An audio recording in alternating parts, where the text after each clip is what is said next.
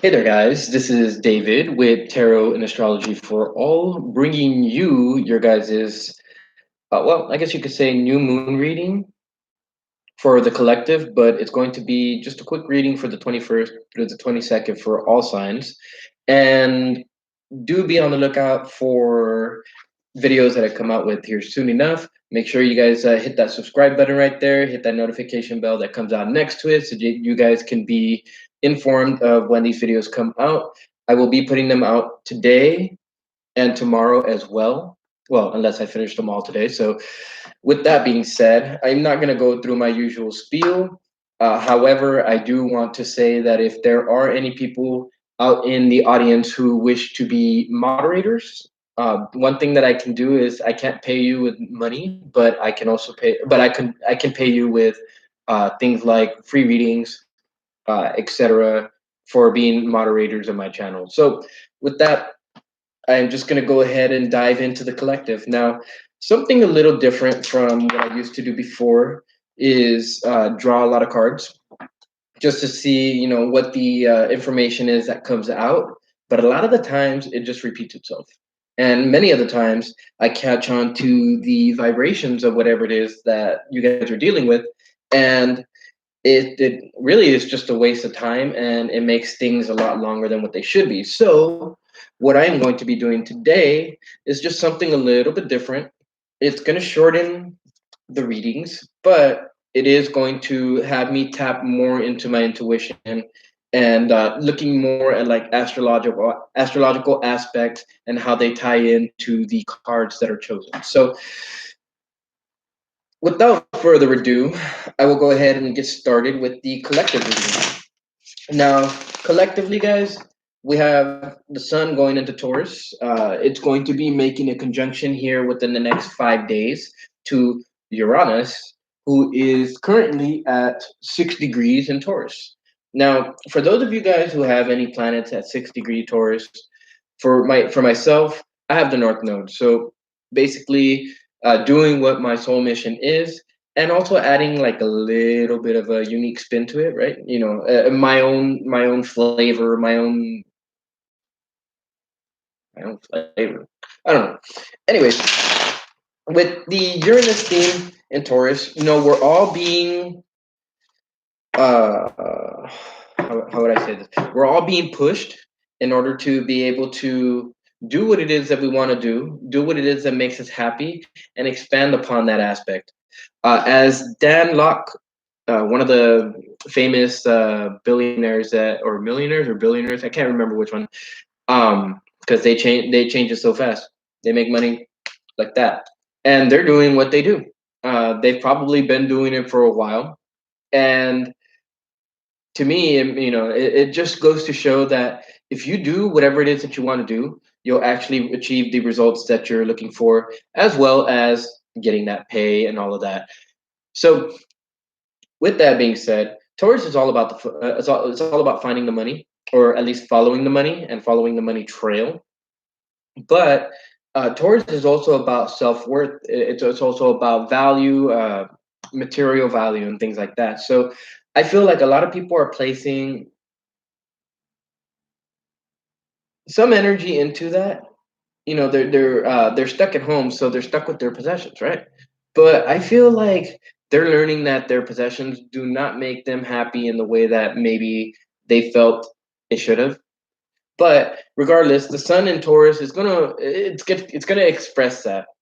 And for all of you guys, especially you Taurans, pay attention to your expression, because this is when you're going to be receiving this information, and how you can make yourself more unique, how you can put yourself out in a better light. And you know what? Talking about better light, let me turn on this light real quick.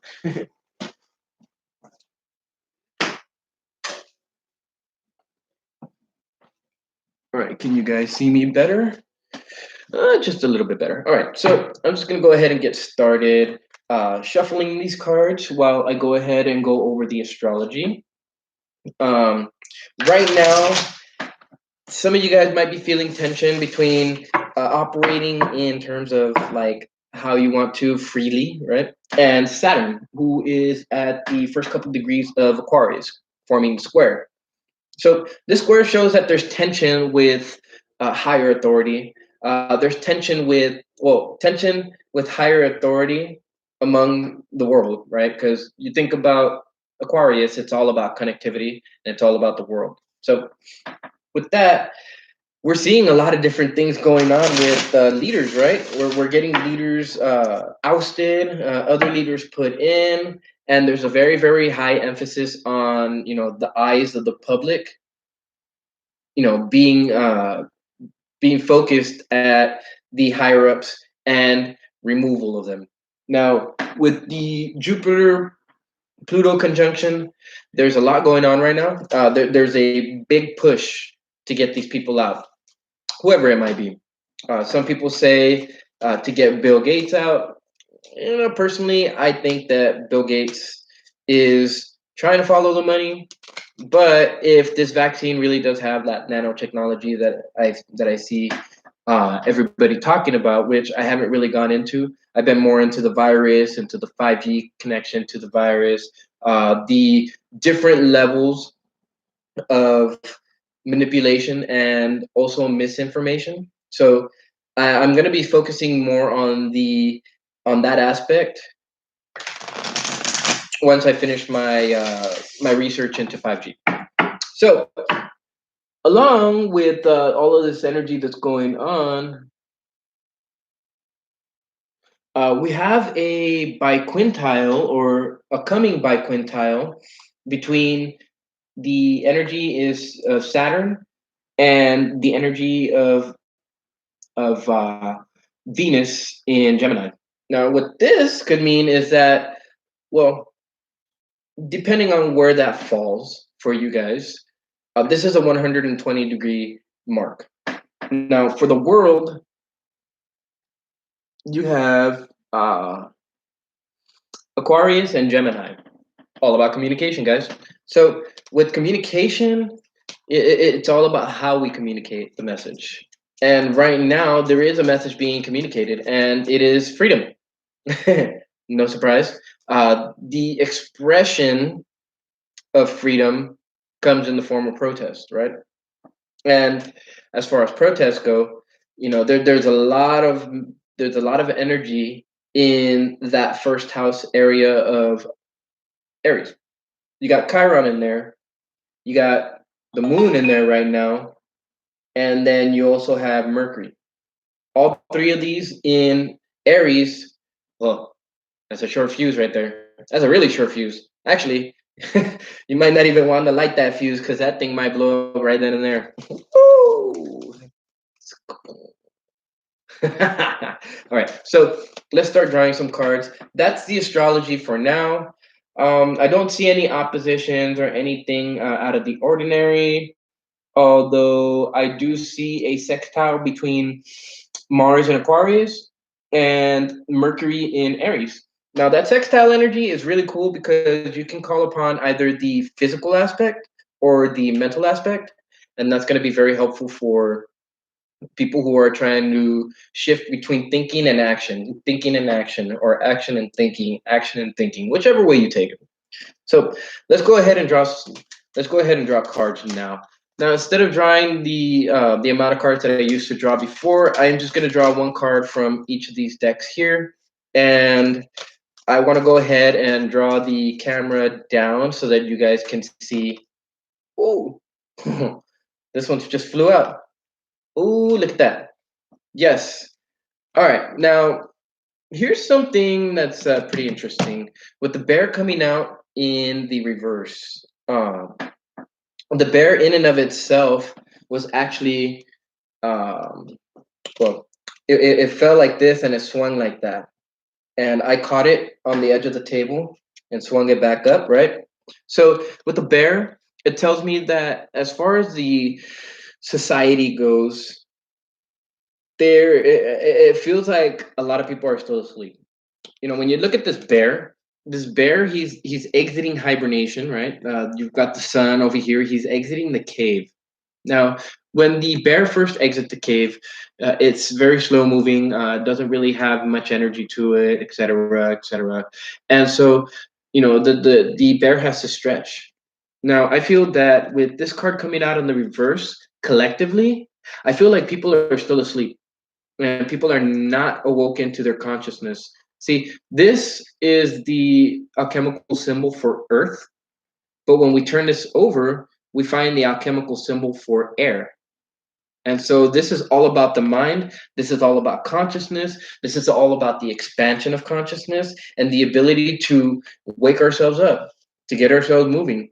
You know, this time of this time of this time that we're facing right now is very strong. It has a lot of push and pull energy to it, and at least with these stay-at-home orders, this kind of thing might result. You might have the period of time where people don't exercise, people don't do whatever they need to do, and what ends up happening is stagnancy. So, with that, I want to go ahead and draw another card from here, and while I do that, I'll explain what I see at the top of this deck turned over, which is right here.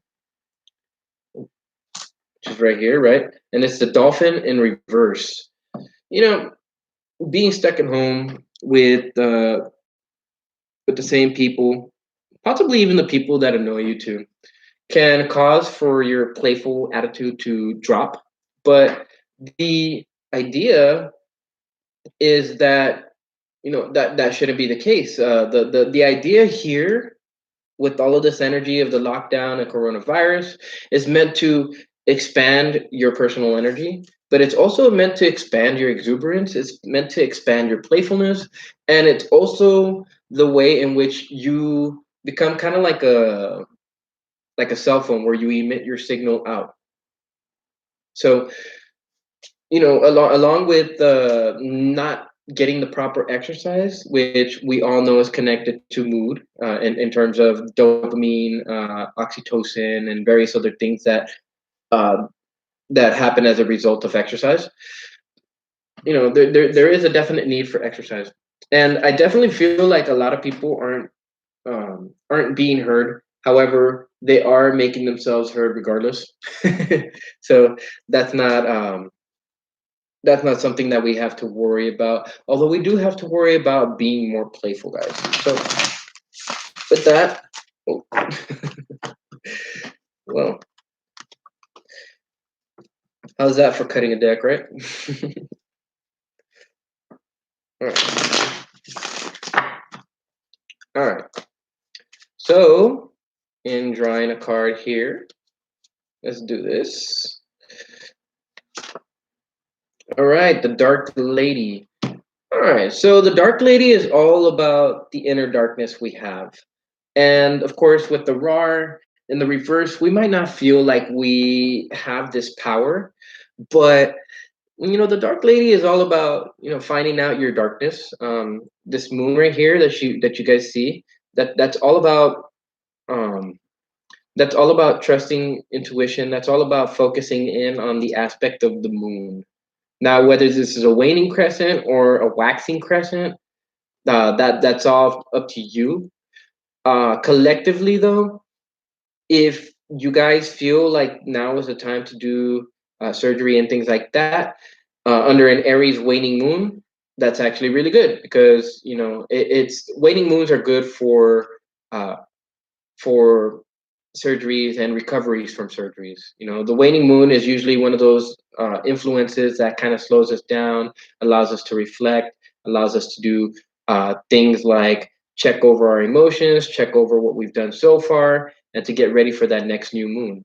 For us, it's going to be on the 23rd. So there is a call to release what you feel as darkness and to stand fully in that power. If you take a look at this card, any card that has naked figures, that means that they're being their true self. They don't have to wear any clothes that tell you know um, oh, I'm this, I am a doctor, I am a lawyer, I am a nurse, etc. Right? This person is free. They're basically free to be who they want to be, and in this case, they're dark entity. They have darkness inside of them, and they embrace it. So I feel like a lot of us have darkness that we need to embrace. And once we actually embrace the darkness and let it work for us, then what ends up happening is that this raw right here ends up being powered up, and it ends up being shot out from you. It goes from the universe, goes to you, and then from there everywhere else, right? So the two card, it's all about decisions. It's all about making a decision that's necessary in order to cause positive change in your life, right? And if you look at this card, this is number 25. Yeah, you also have a 2 in there as well. So in order to make changes, decisions have to be made. But with this reducing to 7, I mean, with this number adding up to 7, what ends up happening is that there's a necessary need for introspection. And once you actually enter that introspective mode, then what ends up happening is transformation. But if you cannot, you know, if you can't realize that you have this power for this transformation to take place, which usually requires a great amount of power, then what ends up happening is you start to tell yourself, or you start to believe what others say about you. You know, what others say could be something like, "Oh, I'm powerless," or "No, I don't have that skill," or "No, I'm not gonna be able to do it." Right now is the time to do it, guys. Right now. So with that, I want to go ahead and say, embrace your darkness. Wake up, guys. Become more cognizant of everything that's going on around you, and at the same time, make sure that you stay safe. You know, there's a lot of different things going on right now. Personally, I would think that getting a hold of tuning forks would actually be very, very good for us. Personally, I wanted to get a hold of a 440 hertz tuning fork because supposedly, from what I've read, that connects to the spiraling energy of the universe. And we all know that whenever you connect yourself to the energy of the universe, you're always going to be in alignment with whatever your purpose is. So that's my aim. And my aim is to become more aligned with my soul purpose from this point on.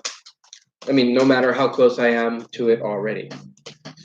All right, let's see what we draw for the tarot. Ooh, the moon. Yes. All right. So this is definitely about sun moon aspects. Um, and it's also about the necessary need to release fear. I feel like a lot of people have fear in their minds. They're distrustful of others. I feel like a lot of people have been hurt during this time, quite possibly by their own significant other. Battles going on, test of egos, etc., etc. And there's a lack of courage. Generally, a lack of courage and a lack of making some kind of decision. So I feel that some of you guys are going to resonate with that. Not everybody, but with this energy here, it's like people are on edge, people are anxious, people are defensive. And because of that, there can be a lot of confusion that tends to take place. However, I feel like people don't need to be listening to the ruckus that their brain is saying, right? What they need to do is trust, or what you guys need to do is trust your intuition. I trust my intuition and I let it go how it needs to go. And I allow for that intuition to connect me to the pool of consciousness, which is where, this crabby thingy is popping out of. And by the time you get to that side, that's where you have the sun. Because right after the moon card, you have the sun card. And that's right over the wall, so to speak. It is right over the hump, to say the least. Now, I want to go ahead and roll these die and see how the collective is going to be functioning. And then from there, I'll go into each individual sign and draw a similar spread to see what's going on with your guys' signs and what's going on specifically with the moon, since we are entering into a new moon state. But those are going to be more for the actual readings, which are going to come out separate from this whole video. So let's see. In terms of signs, sign energy, what are we dealing with? All right, cool. So we're dealing with Aquarian type energy, right? Saturn, Mars. Um, there's a lot of dissent from the people. There's a lot of how would I say? There's a lot of irritability. There's a lot of mm, like people felt the pain before. People definitely felt the pain before. At the very least, 3 weeks ago, 2 to 3 weeks ago. People were like, well, actually, no. Since Mars is at 15 degrees, a month ago. So about a month ago, people were feeling this energy. I believe Saturn was already in Aquarius, but Mercury wasn't, the moon wasn't, Chiron was. So we've been feeling this pain, right? For me, I've been feeling this pain in 10th house, not feeling like I'm getting the social recognition that I need. Um, Not feeling like it's been an easy road for tarot and astrology. So we work with what we get, and we do what we can, right? So aside from this Aquarian energy is dealing with the Scorpio theme, and the Scorpio theme is no fear. So as a society, as a collective, we need to we need to go after this attack on our rights and our freedoms with no fear. Now, understanding that we still have to care for relationships on either side of us, right? And so that sharing that care and that nurturing to the people around you, to others, to your spouse, right? To your family, to your community or your society. And one of the bigger themes was trusting the intuitive messages that we receive, and also understanding the detail of it by analyzing it. And so in this time, instead of being like this, get out there, start exercising, start making your start doing something instead of just sitting around. I mean, are you going to just sit around and let everything happen and then explain to your children and your grandchildren of why they're in that situation? No, I don't think you want to be sitting through that, and neither do I think you would want your child to be asking you every day of why they're stuck in that situation, or more crazily, how to get themselves out. Because by that time, it'll probably be too late. All right. Collectively, yes, Neptune energy. We are dealing with the Piscean energy, Neptune and Pisces. And right now, I don't see any connections other than a loose semi-sextile to Mars, and a loose semi-sextile to Mercury.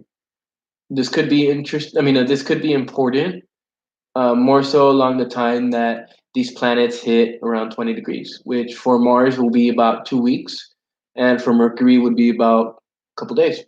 So when Mercury comes into a semi-sextile with Neptune, it can be a time of where secrets are revealed, the fog rises, etc., etc. And Neptune in semi-sextile with Mars, we're talking about the ability to put your dreams into action, determination, ambition, and all of that stuff driving that major factor. Now, lastly, I want to go into the North Node for current moving North Node, and it's at 29. It's at 1 degree of Cancer, so I believe that a lot of people are going to be sharing a lot of information through how they care and how they nurture for other people. Be aware of the people who you associate with and see how they care for you. And if they don't care for you, you'll soon be making that known, and you will soon be expressing that when the North Node goes into Gemini. So, and of course, you're going to tell them in a nice way because by then, Venus should be in Cancer. So, being Cancer being the card of the moon, that means that this is something that you guys are going to have to watch out for as a collective, is when Venus enters into Cancer. Now, as far as I see it, Venus might actually conjoin with Cancer on the first, at the first degree. Here within, let me see, 10, 15, about 15 days. So about half a month. And about half a month from now, we're going to see a huge spike in how people care and nurture and help to develop other people.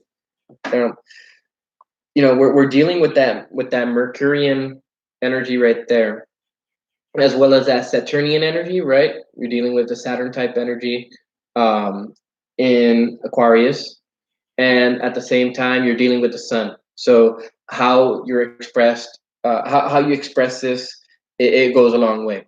And expression is actually very, very the point. Expression is the point of what's going on right now. Our expression is being dampened. Our expression is being lowered. Our expression is being locked in a box. What are we going to do about it as a society? Now, let's see what kind of number we're going to be dealing with here coming up within this next couple days, and to see what's going on with all of this. One, all right, so 1, 6, 5, 2. All right, so that's the necessary need to move forward, to push forward. This is that Martian energy that I was talking about. A lot of people don't feel like they have the energy to reach their dreams. I mean, this is a very, very clear example of that. And of course, it causes confusion. Causes confusion.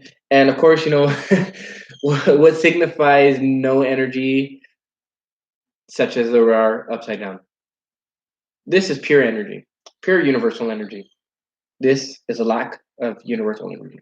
So, meditation, things like yoga, breathing exercises, qigong. I mean, there's so many different things out there that we can try, guys. Now, the question is, are we going to make the decision to cause these changes to take place so that we can bring ourselves into a new form of, I guess you could say, financial existence? Because you have the one right there, but you also have the six, right?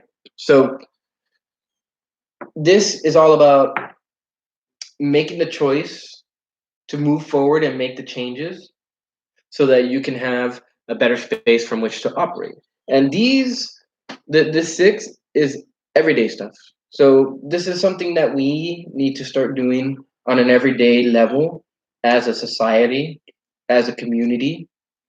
And we need to do this because I mean, obviously, for the majority of people, we haven't been following or we haven't been reaching our dreams, right?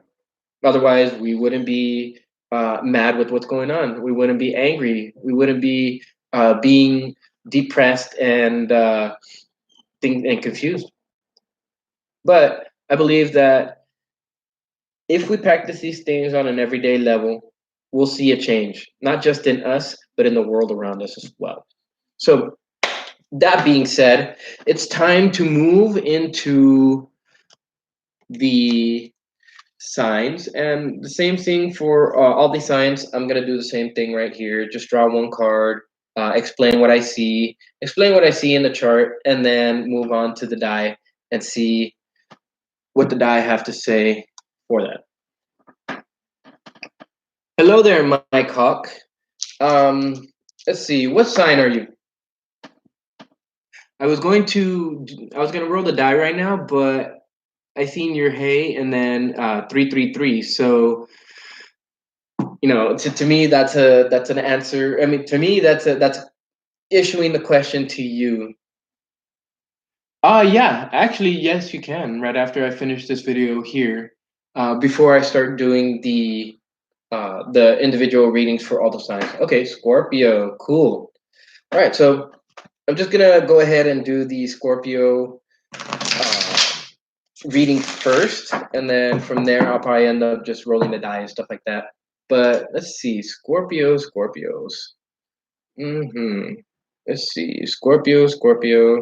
What are you dealing with, Scorpio, on an astrological level? All right, so hmm, two, three. All right, so Scorpios. From what I see from your astrology, all whatever planets you have in the first couple degrees of Scorpio, which could be your sun, I mean, which is obviously your sun, but it could be your moon, Mercury, etc. All of all those planets are going to be squared by Saturn at the moment, and if you have any in the middle of Scorpio, then they're going to be squared by Mars. You could be experiencing some social unease. I would say just short temperedness in terms of like dealing with the crowds. And at the same time, when you deal with this type of energy, you know, you're also dealing with the energy from Aries.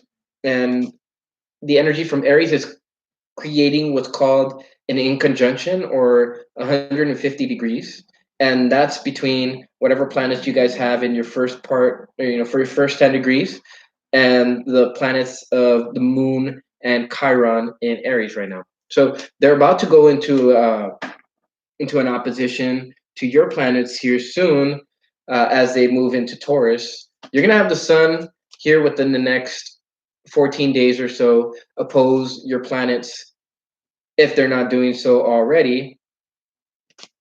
And that's going to cause a little something. It's like you're not going to be able to. Well, okay. The object here is to bring that energy from Taurus, right, and that energy from Scorpio, and put it in together. This is what's going to allow you to operate on an even better expressive level.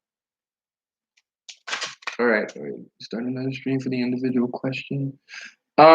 Yes, for the for each of the signs, I'm gonna do a separate video, and so those videos are gonna come out. And if you go ahead and subscribe, hit that notification bell, then what happens is that you'll get notified of those specific videos coming out.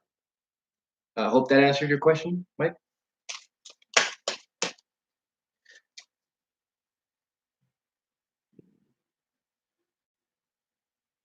Okay. Also, another thing that I wanna mention for Scorpios is that in astrologically, you guys have the planet Venus in Gemini, and that planet is also in conjunct to whatever planets you may have in Scorpio. So there's an inability to bring that energy from those planets, whatever it is, into alignment with Venus. Now, Venus is all about love, it's all about beauty. So depending on what planet is touched, you might not be feeling that love, you might not be feeling that beauty, that growth, or that expansion in terms of your communication. However, um, that can make some people fearful, right? So I feel like some of you Scorpios are dealing with fear.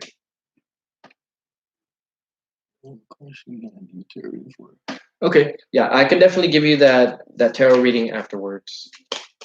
I'm just gonna go real quick through all these signs, and because I'm doing the individual videos, and this reading here is gonna be for the 21st and 22nd, so basically today and tomorrow. All right, so shuffle this one more time. See what else do I see? Whoa. Okay, so one thing that I see for Scorpios too is uh, the biquintile that's going on between, well, your planets in Scorpio and any planets you have at the 20th degree of Scorpio, and Neptune in Pisces at 20 degrees Pisces. The biquintiles show skills, they show talents, and they show abilities that can help you reach your dream. So depending on what planet is there, that'll actually help you to understand it. For instance, if you have Mars, then you'll realize that you actually do have the energy in order to be able to reach your dreams and to make your dreams manifest. For those who have, say, um, Venus in Scorpio at that as a natal planet, then what ends up happening is that you start to realize that there is love in you around, and you feel it. You find a way to express that, and other people see it as a talent that they find in you. All right. Why is almost everyone? Well, that could be that aspect right there. Now, what planet do you have at about 15 degrees in Scorpio, Mike? Ooh.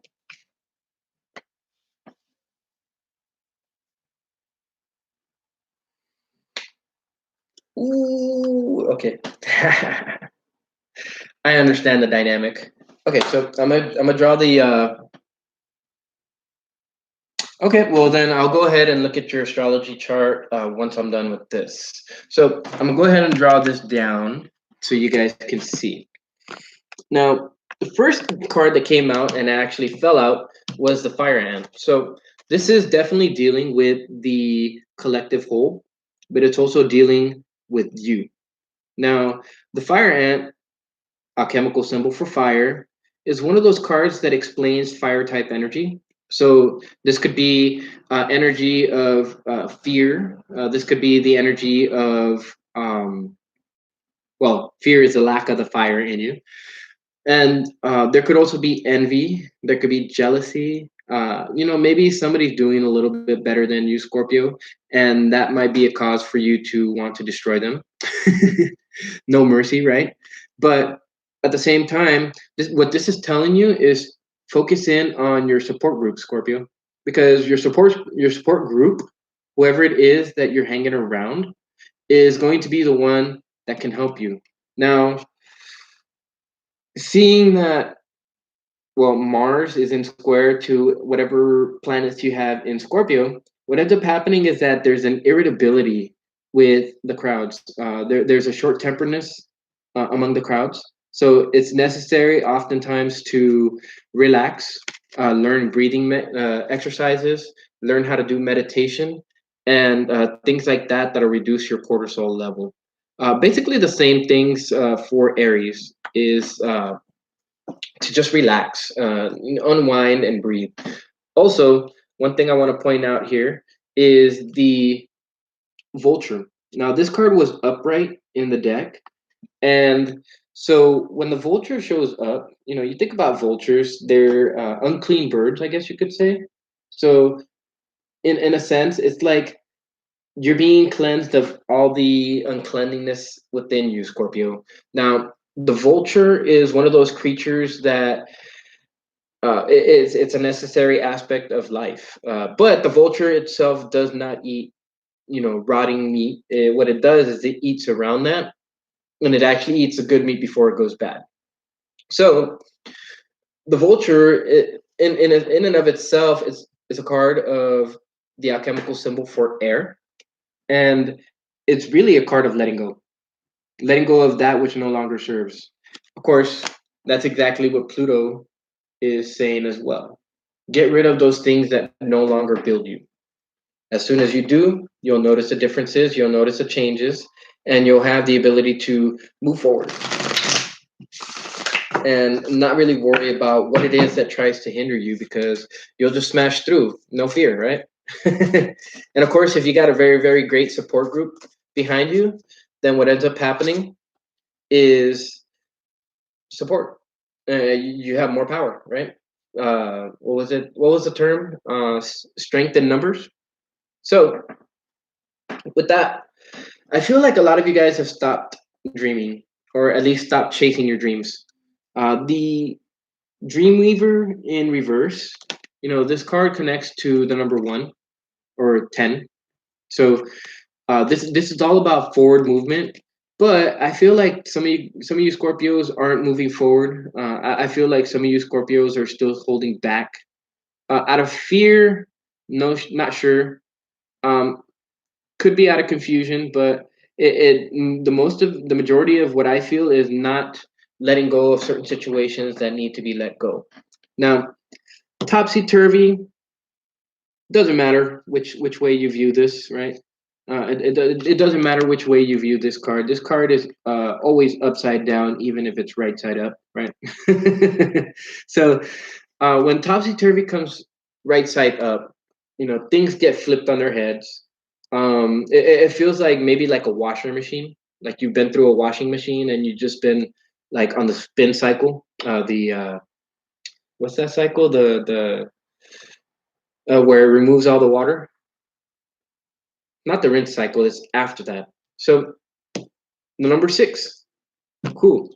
So the six that we were talking about in terms of like having to make the decision to get changes to take place, that message is specifically for you, Scorpio.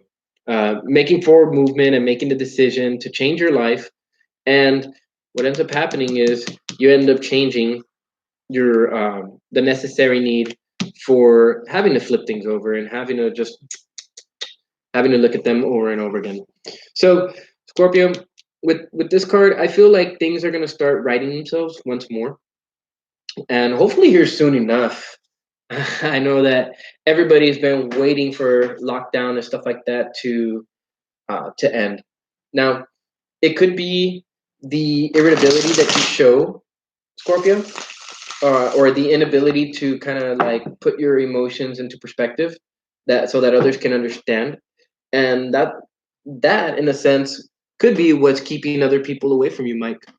Um, they could seem interested in you, but if your vibe is one of those vibes that says "Don't approach me" or "I don't want to be approached," then people are going to go off of that vibe a lot more than what they go off of how they feel towards you or about you. But I'm pretty sure there's some type of astrological influence that's going on here, so we'll go ahead and check that out. And also, I'll go ahead and DM you here once I'm done with these ones. All right, so this was definitely over heartbreak. Let go of it, man.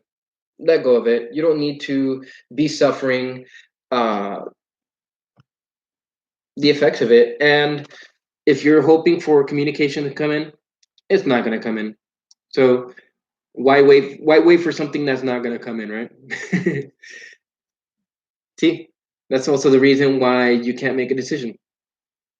But regardless, though, I feel that Scorpio, once you actually have that ability to let go of whatever it is that caused you heartbreak, because I see you getting over it, but it's like you've got to know. It's like you've forgiven. I mean, it's not even that you've forgiven. It's like you've accepted the situation, quite possibly forgiving them, but never forgetting, right? And so that's what I get here. So let's see what kind of energy you're going to be moving into, Scorpio. Ah, Capricorn energy. Nice. Okay, so this is the energy of Capricorn. Capricorn energy is um, organized.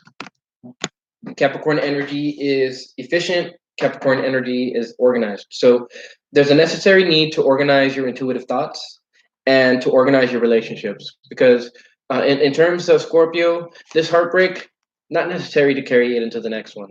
So do some soul searching, listen to the intuitive messages from the universe, and you can't go wrong. See, your message is not going to come from this other person, it's going to come from the universe itself. Listen to it, pay attention to it, feel the vibrations, move with it. See, because once you do that, you'll actually stand in your power. All right, this is definitely about Venus. So I I feel like that Venus influence for a lot of you Scorpios is it's like it's not there. It's like there's no Venus influence. It's like there's an inability to bring it together. So that being said, excuse me, just be yourself, right? Just be yourself, express your emotions, have no fear about doing that, and do it in a big way. That's the only way that you're going to attract people and to attract them in a way that allows them to stay with you. And let's see.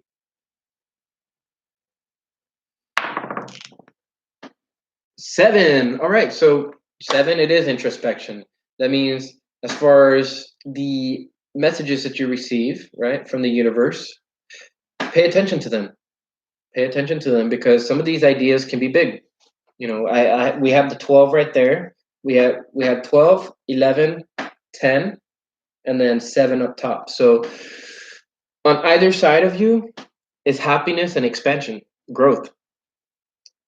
You do not need to be carrying this into the next relationship because what ends up happening is it ends up cutting off that growth and you end up with this once more.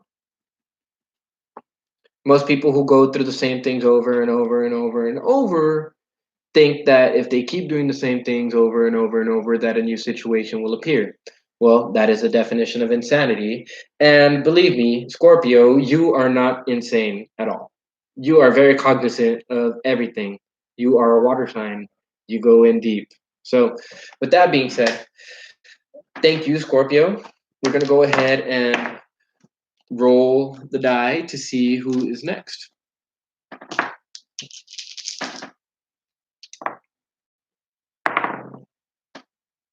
Capricorn. All right. All right, Capricorn. Let's see what the astrology says for you. All right, Cappies. All right, Capricorn. You guys have been having to let go of a lot of different things. A lot of different things. And I say a lot of different things because Pluto and Jupiter are going through your sign right now. You guys are doing this in a big way.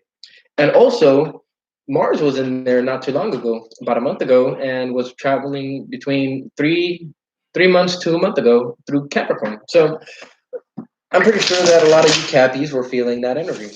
I know I was. And boy, let me tell you what. Oh, I mean, during this time that I've been gone from you guys, I've developed more motivation for doing what it is that I love doing, as well as other things that I love doing. And for whatever reason, I developed a type of like skin disease, eczema, psoriasis. I don't know. I think it's thyroid related, but I'll have to get checked out in order to be able to see that, or to learn how the thyroid is checked for in terms of like metabolites and stuff like that, or hormones, and then go off of that information as well. Do my own home test. Learn something new. So that being said, you guys have Pluto and Jupiter in your first house, and for Capricorn, I believe that a lot of you guys were asserting yourself with that Plutonian energy. It's almost obsessive in a way, isn't it? Like I know I've had this obsessive energy for quite a while now. Actually, since when? I think it was like 2000. Uh, since before that, I think it was like 2005 ish, 2006, so somewhere around there. Anyways, the energy of Saturn and Mars in your second house of Aquarius, it's like it's almost like you're being the parent to society in a way. I feel like a lot of you Capricorns are out there trying to help people. I feel like you guys are out there trying to provide, some kind of useful service. It's just typically what us Capricorns do. Now, I feel like there's been a tempering of, who you think you are, the energy in which you feel you can expend. Now, you guys haven't been going off the deep end, that's for sure. In terms of society, you guys have been kind of holding yourself back. But um, but in terms of worth, you guys understand your worth. That's plain and simple. Mars and Saturn in your second house, Saturn being our ruler, right? There's a lot of different things that we're starting to realize in terms of our own power, our own ingenuity, et cetera, et cetera. So now we have Aries as our fourth house. So there has been a lot of thinking around fourth house matters. Things like remodeling the home, things like cleaning up the home, uh, things like how to reorganize the home, how to make the home more efficient, right? And at the same time, I feel like even though that's going on, there is a type of expansion of like uh, self worth, and this energy is exuberant. It's like I don't know. It's like somebody plugs into you and they're all like charged up and like energized and stuff. So that's the kind of thing that we see, especially once the sun starts to make the conjunction with Uranus. That electricity is just going to ramp itself 3, 4, 5, 6, 7 times. Now, this is actually kind of scary because as I was talking right now, I thought about 5G and how 5G is a ramping up of the electrical potential within a device. And huh, let's see what happens within these next couple days, right? Because the moon doesn't reverse. So here within let's see 5 to 10 days, we should see what's going on with not just the economy, but also with what's going on with the 5G networks and other networks as well. Personally, I don't trust the 5G network. I feel that it's going to harm us in months' time.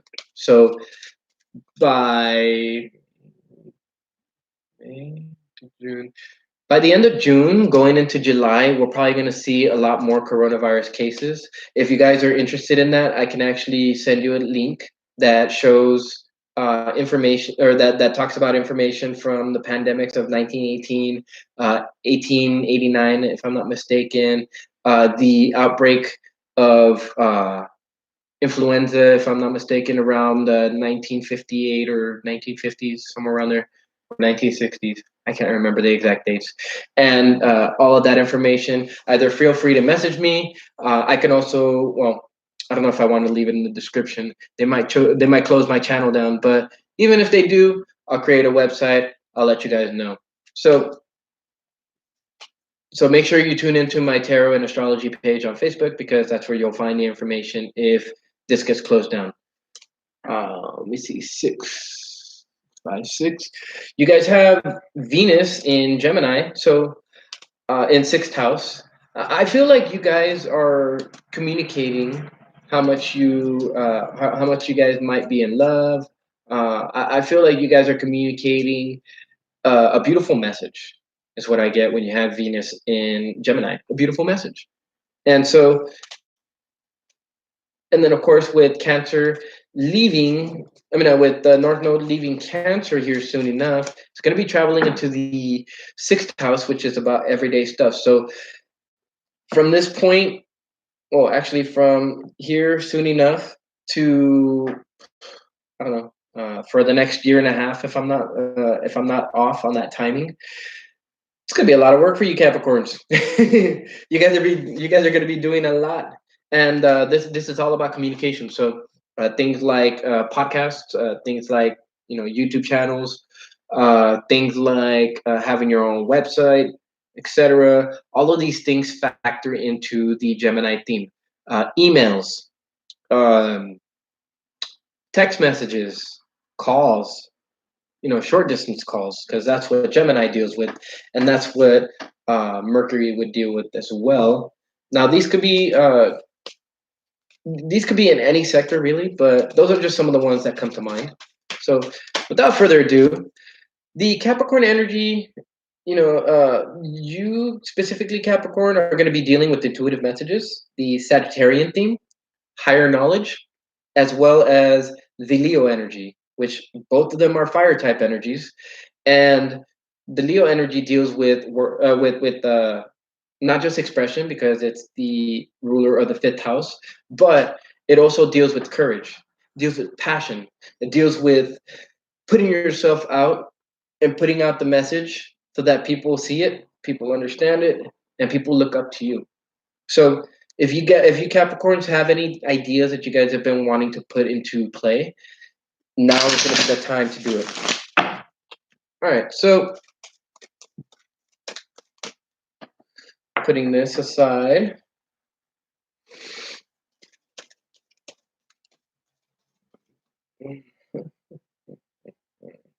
Now, for some of you guys, any of you guys who have any planets in Sagittarius, myself, I have Saturn, the Moon, and Uranus. They're being opposed by Venus right now. So there might be like conflicting trouble of trying to find the beauty within our emotions, right? And a lot of the times it could leave us anxious, it could leave us hypervigilant. But melding those two energies together is what allows us the ability to stand at the center of our wheel. And 5555 might be something that you guys are that you guys may need to hear or may have been seeing. Fives or 5 times 4, 20, right? So maybe 20 is going to be something specific. Could be the year, right? 2020. It could be oh, that's that's weird. Don't get any specific messages around that 20, but that 5555 that definitely like kicks up some feelings around that. Also, welcome whoever it is that just came in right now. How are you doing?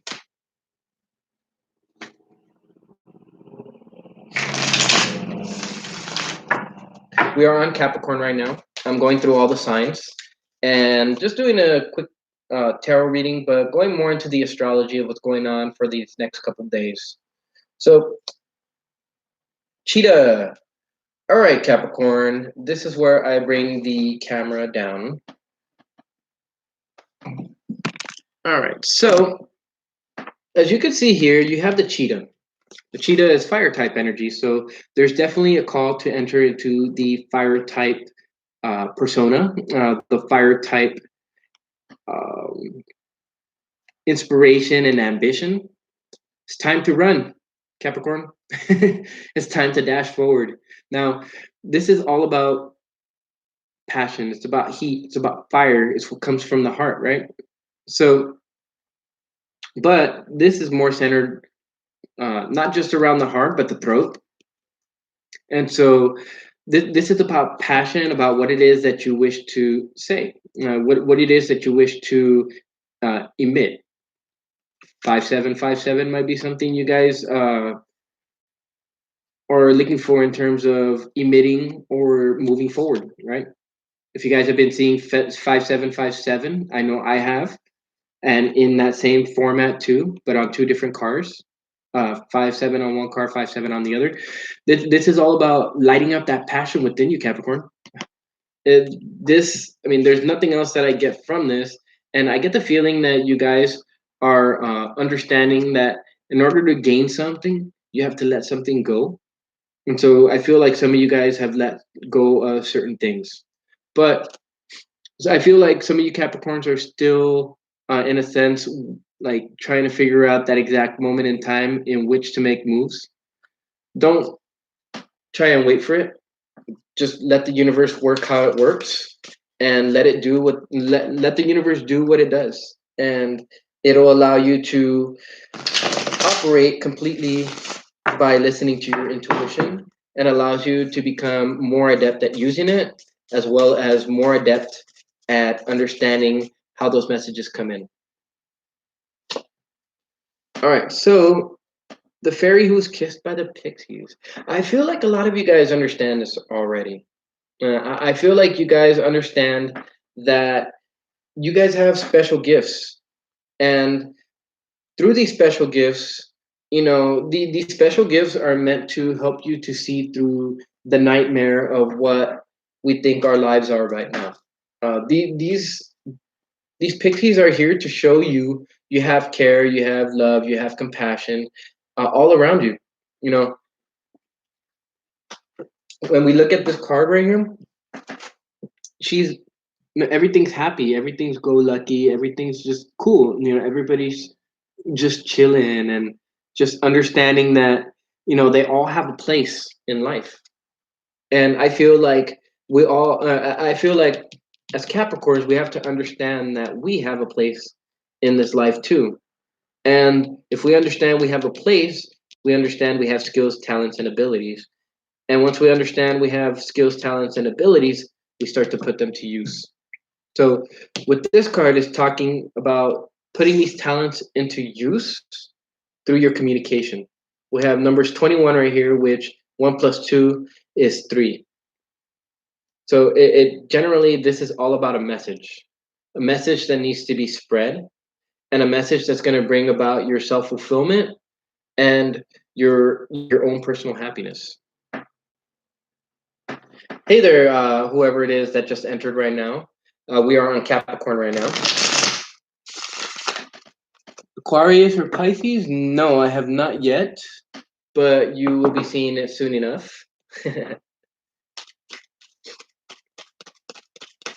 All right, let's see.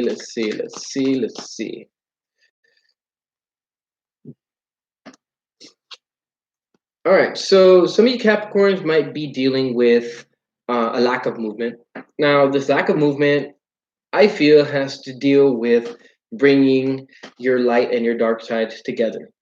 In the same sense, this could be dealing with introversy, or the necessary need to do some introspection into yourself. Now, this card doesn't come out in the reverse for no reason, and this card is basically one of those cards showing that if it's in the reverse like this, there is it's almost like you're being pulled in two directions at once. So it's necessary to return back to your center. And the chariot is not, I mean, when you see the chariot in the reverse, is not to say that there isn't movement, because there could be movement, but it's just to say that you're actually getting out of that spot of stagnancy. Whenever you see any cards pop up, that's an indication that forward movement is possible, but it might not be under the um, the thoughts that you have been thinking of so far. You can't move forward with the same old thoughts from previous things. So that being said, there's a necessary need to walk away from the, how would I say it? It's time to walk away from those feelings of inadequacy, those feelings of not feeling like you have the energy, the feeling of the lack of ambition and things like that. You need to move away from those, move to calmer shores so that you can relax, so that you can understand that you're kissed by the pixies, and that journey is just waiting for you to. That journey is just waiting for you to travel it. So now let's go into the energy of the die to see what kind of energy you will be encompassing, Capricorn. Leo type energy. Perfect. So that Leo energy is what's going to be first. Sagittarian energy is more towards it's that Leo. I mean that Sagittarius energy. I feel like you guys have been listening to this message. For some of you guys, that energy is going to come right back around again. But this Leo energy, the main focus is to allow you to be able to pay attention to details. We're dealing with Virgo type energies, so it's all about controlling one's self, but at the same time not being too critical of oneself or others. And it deals with the Aries energy. So looking at the energy of the fourth house is dealing with fourth house energy as well. Now, let's see what kind of energy you're going to be dealing with in terms of the planets. The sun, expression. Taurus.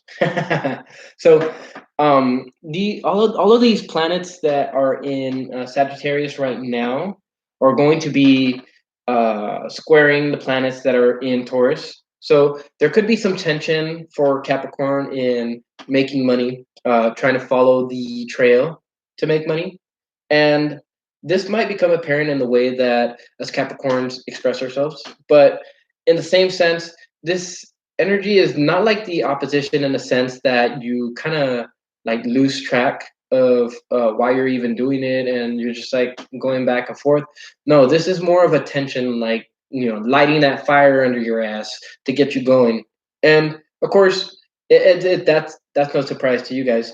Mercury, Neptune, this is all about understanding what your dream is, right? In order to understand your dream, you have to understand your energy, and at the same time understanding that in order for this dream to be reached, there has to be a an assimilation of thoughts and understanding which dreams can actually be reached and discarding the ones that don't have the ability to do so right now.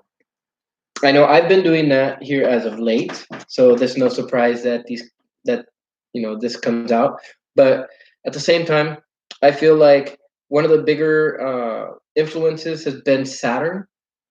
Saturn in our sign. Now Saturn's going into Aquarius, which is our second house. So I feel like we've gone through what we needed to go through in order to express ourselves in a very courageous and a very um, well, I mean, not just courageous, but also in a brave manner, in a more regal manner, a more kind of like royalty type manner.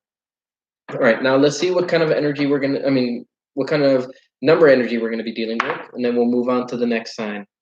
All right, so we're gonna be dealing with six. So that six energy connects to us too, right? Not just Scorpio, and 9 and 10. So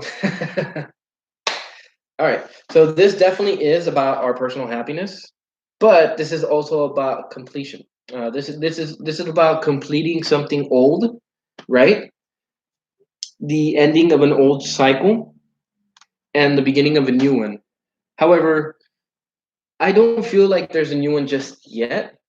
The cheetah is letting us know that we're going to be encompassing the energy of forward movement, but it's not to say that it is going to take effect just yet. Right now, this is the influence that's affecting us because there's things that we need to walk away from before we shift into gear and move forward.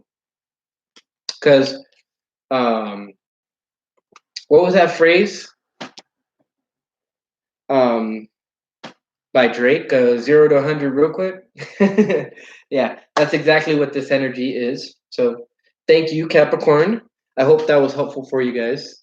And now let's see um, what sign we do next.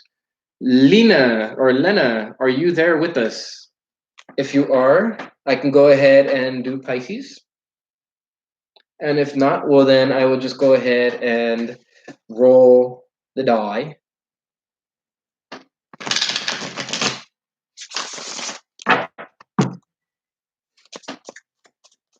No? All right. Well, it looks like I'll be rolling the die then.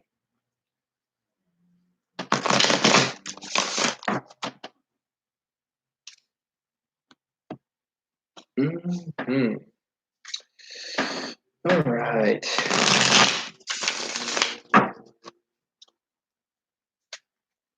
Let's see how quickly I can finish this. I'm actually going through pretty fast, considering that I've done two signs so far, in like less than half an hour, I think. Oh.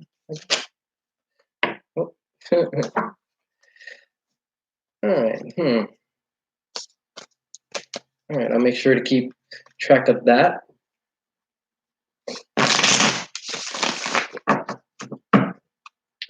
All right.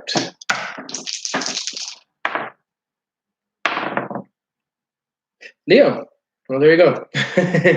Leo, you guys are, I feel like some of you guys were encompassing Aries type energy sometime in the recent past.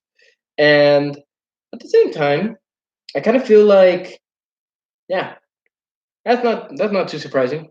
Just simply because of the fact that you guys have Mars in opposition to your planets in Leo. So you guys may have been trying to, balance this energy together, and then finally you guys did balance it. Like it's just melded. For some of you, for others of you, I still feel like you guys are dealing with that kind of thing. Main thing I see in terms of the die is Capricorn and Taurus energy. So Capricorn, letting things go, getting rid of those things that don't serve you any longer, as well as expanding and growing, and the Uranus influence and the Sun influence in Taurus. So Leo, with the Sun and Uranus in your 10th house, you're being called to follow the money. And actually, I would even go as far to say that you will be expressing yourself in a way that's individualistic in helping other people to understand how they could chase the money too. And that's the kind of thing that you get with Uranus. Uranus is it's us. It's our own thing. It's what makes us unique. And Leos, I feel what makes you unique is that Tauran energy that's going on right now, but also the ability for you to organize other people and put them into a better financial place. So,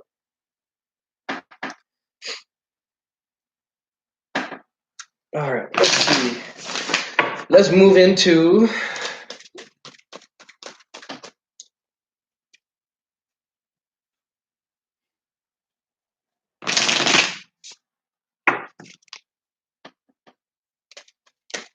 I feel like for some of you guys that Martian energy, that Aries energy is going to come back here within, I would say, 2 months to in conjoin whatever planets you have in Leo. And then it's going to biquintile them by the time it starts going into Aries. And then, of course, it goes to the square and then to the sextile, semi-sextile, and then conjunction. So right now is actually a really important time. There's a necessary need for healing, guys. I don't feel like a lot of you. Um, I don't feel like a lot of you Leos are looking at the details. I feel like more of you guys are looking more at the larger picture than what is necessary. I feel like details are necessary in this sense, and though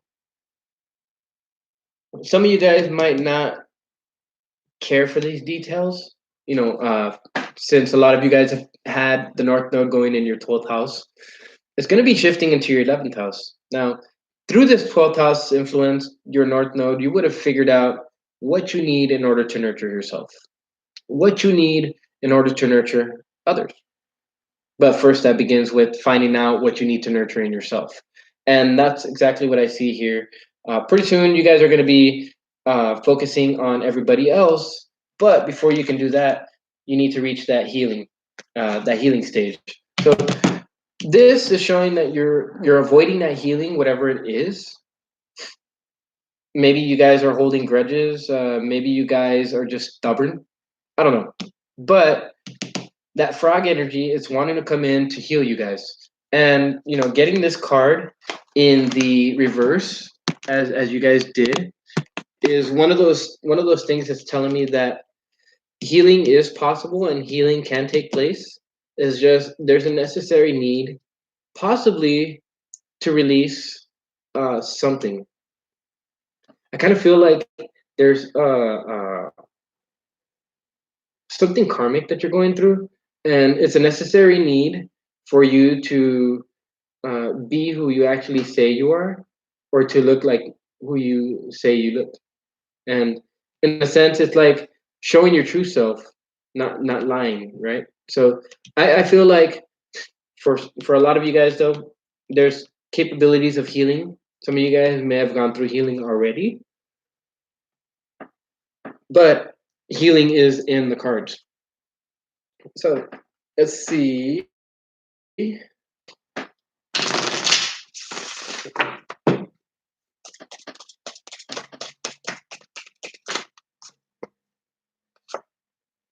All right. He of the fiery sword. Yes, definitely about cutting something out. Now, the only way that you can cut this thing out, whatever it is if you go off of intuition. Now, this card right here comes out to 11, but this card specifically is about discernment. It's about quick intellectual acuity and the ability to be able to discern what you see and what you hear in the proper format. Now, this is necessary, and this is necessary in order for this to turn around and occur. You guys are getting ready to travel through a gateway of sorts, and it's necessary for you guys to first go through this healing and cut certain things out of your life. I feel like a lot of you guys are on that road already, and seeing that the sword is in the reverse, I feel like some of you guys haven't cut anything out just yet. It's almost like you guys have been thinking about it, thinking about it, trying to decide when would be the right time. But there isn't going to be a right time because the right time is whenever you take that first choice. I mean, that first step. All right. So let's see.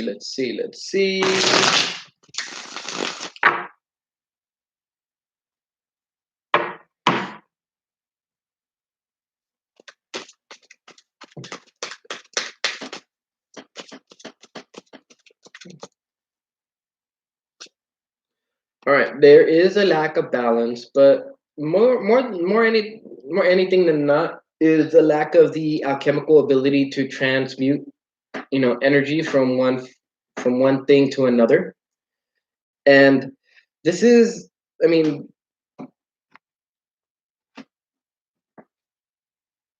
partially the thing that needs to take place is ambition.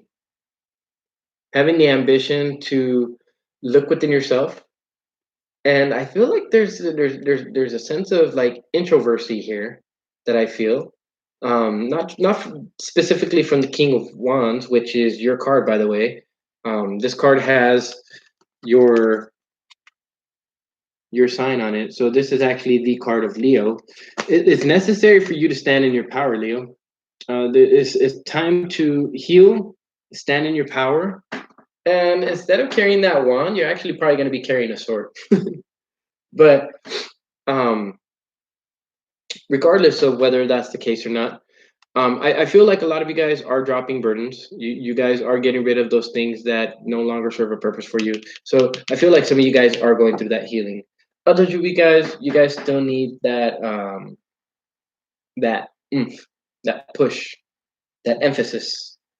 All right, and so healing, cutting things out, and reaching a sense of balance seems to be the main point for you specifically, Leo.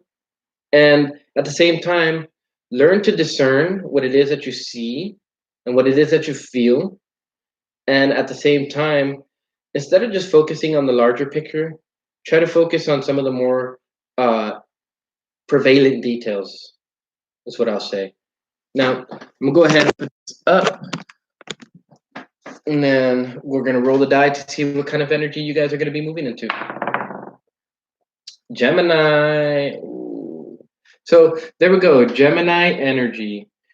Gemini energy is in sextile to the planets that you have in Leo. So right now, some of you guys, will within this last, I want to say, half month, you guys have been having a sextile between Venus and your planets in Leo. I feel like probably a lot of you guys have been getting some love, well, whether you choose it, because sextiles, you have to call upon that energy. So you have to take action, right?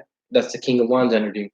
So I feel that right now you have a certain message of love, but that's all deemed to change when Venus makes that conjunction to the North Node. But more importantly, as Venus travels through the 12th house of Cancer for you. So you might not feel like you get love during that time. You might not feel like you're the top priority, but it is in a sense letting you know that you need to provide for yourself. The only person who's gonna do a job as good as you want it is you.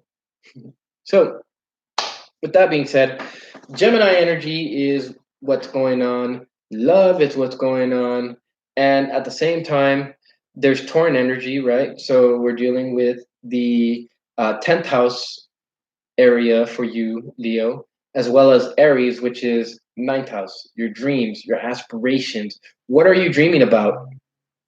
What are you dreaming about? Oh, hey, Mike. Well, thank you, by the way. If you can get some more people to jump in, that'll be cool. Also, I wanted to ask Mike, for like these videos and stuff like that I put out, would you want to be a moderator? I mean, take your time to think about it. And moderation work um is hard, but at the very least, it gives you a sense of like having done some service, you know. So okay, cool. I might have like at least one or two other moderators too, but I want you to be the main one so that you can help me take care of like the comments and stuff like that as more and more people tune in. All right, where was I at?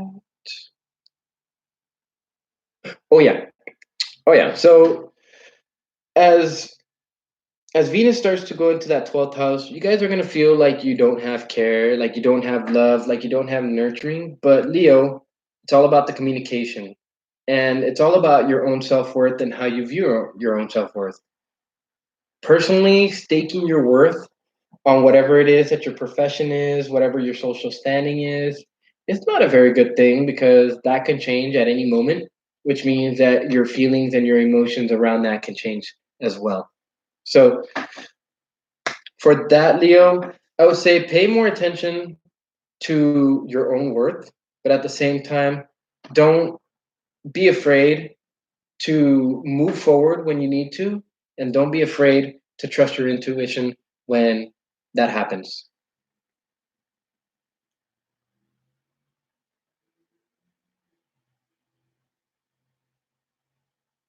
Oh yeah, yeah, I do personal readings for everybody.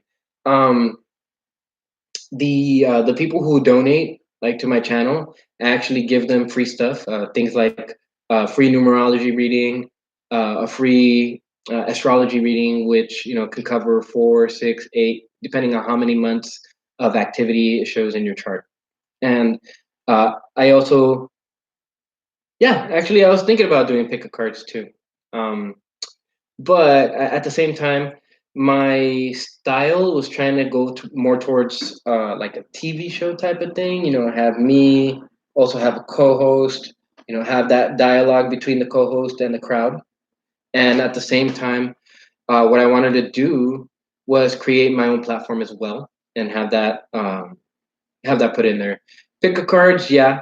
I was gonna be able to. I was gonna be doing those live as well. So for the people that tune in and stuff like that. But for that, I need more people. So, so,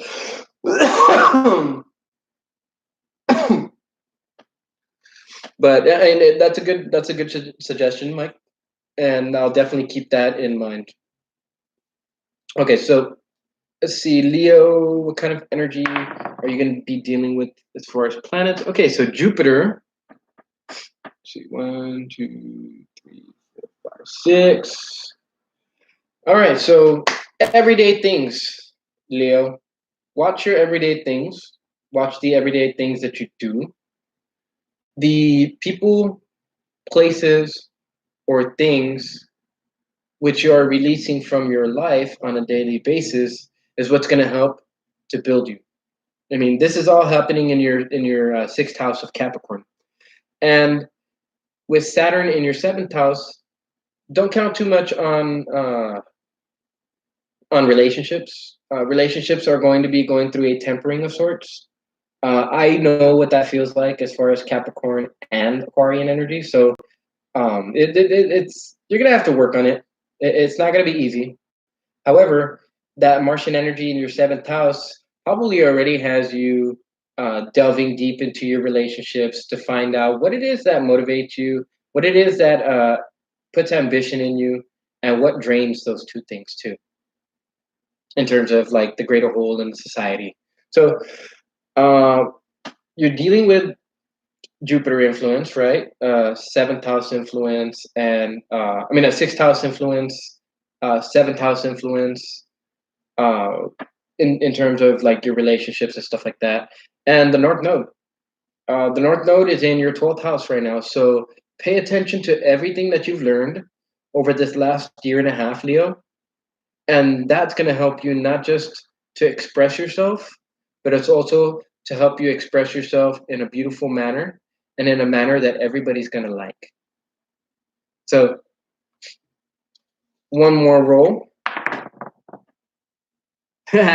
3. So 3, 11, and 12. A 2 on the side. So there's not very many decisions that need to be made now. I feel like you guys have made the decisions for the most part. And so now it's time to communicate. It's time to inspire. It's time to, raise and elevate people. This you already know because your intuition has been telling you. Your intuition has been sending you messages. Now is the time. Get to work, light worker. Get to work with whatever it is that you're good at. Start doing start using your skills and your talents and abilities, because this is no longer a workforce or a work environment where you go work at some place for 30 years and you get some kind of retirement or pension or something like that. What we're dealing with now is taking those skills that you've already mastered over these years, if you've mastered them, and putting them out to the world so that the world can benefit from these. Now, that energy of 12, that connects to the Jupiter energy. And for that energy to connect to the North Node, that also connects to your soul purpose. So do what your soul purpose is, Leo, because this is a time when others are going to be inspired by your words. Right? Gemini, 3.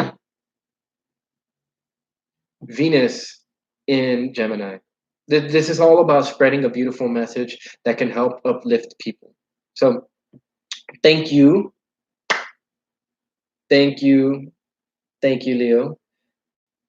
That Jupiter influence is going to build something incredible that maybe you haven't even fucking thought of before. And this so long as you reach this healing, so long as you reach this healing, you're going to be mind blown. Your brain's just going to be completely like obliterated with the events and the things that can come your way here within this next month. So with that, that ends or that concludes the reading for Leo. Thank you, Leo, for joining. Let's see.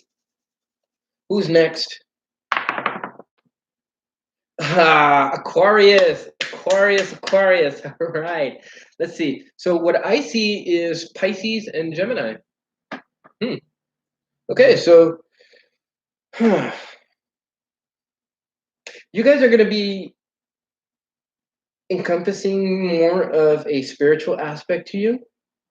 I feel this is coming out of that Saturn tempering, but more importantly, I feel is having removed those things that weren't helping you to build your life, to build your mind, to build your soul, etc.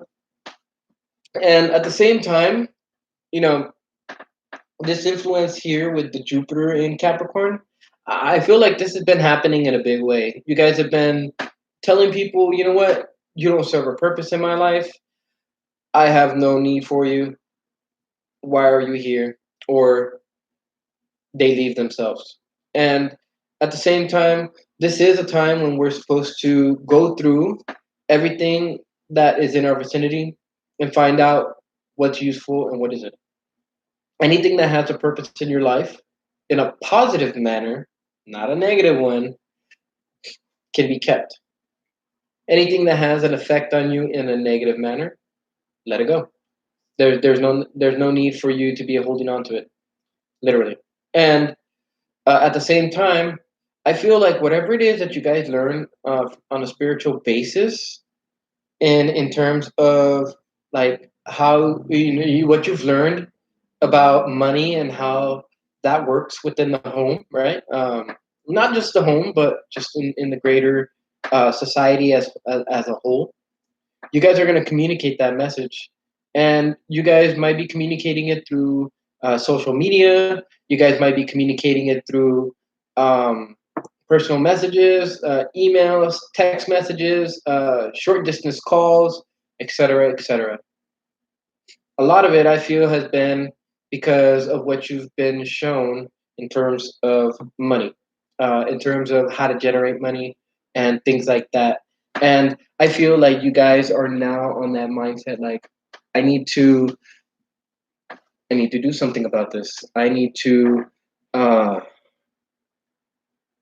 I need to find a way to make money doing what I love doing and quite possibly communicating because well Aquarians love communication. So you guys love to talk. Talk, talk, talk, talk, talk, talk. Me too. I got Jupiter in Aquarius, so long winded. Let's just say that. Oh, look at that. All right, so dang, I just barely started. All right, so going with these cards that have come out is the beaver. Now, as I was shuffling, that card came out. The beaver in the reverse is to show that there has been a lack of industrious nature. There has been a lack of building. I do feel like that lack of building has to do with cutting things down or cutting things out. And a lot of people are on that same notion of having to cut things out that no longer suits them a purpose. Now, I love the fact that you got the frog in the upright, and you also have the vulture in the upright too. So not only are you letting things go, cutting things out that no longer need to be in your environment, but you guys are also healing at the same time.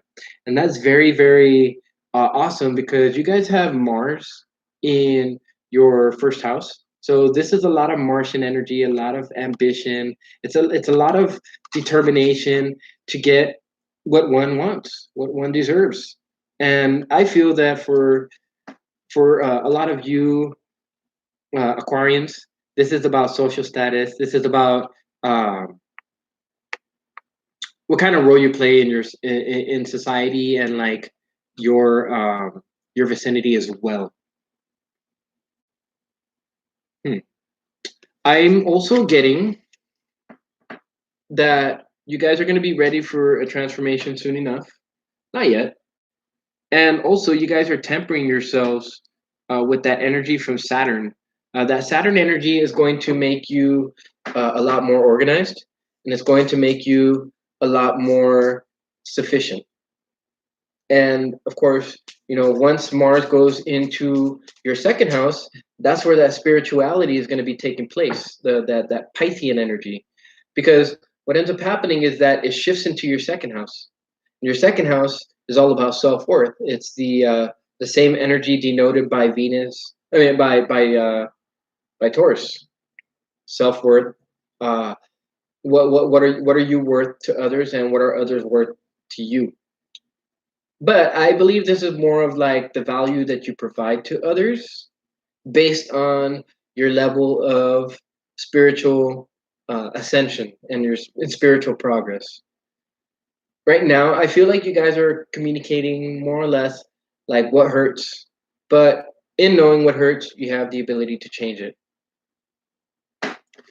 Let me see. Yeah, that's basically all I get on that part as well. Let's see what's going on. All right, you the slow in the reverse and 4 plus 3 adding up to 7. There is a necessary need for introspection. The time of going slow is fast. I mean, the end of going slow, and being able to kind of just like relax, maybe even think, right, reflect. It's coming close. It's closely coming to an end.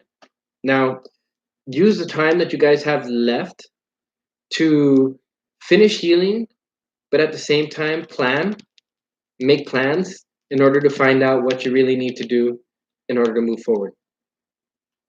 And I feel like there is a necessary need for you guys to cut stuff out of your vicinity too. So that's not too surprising. Not surprising at all.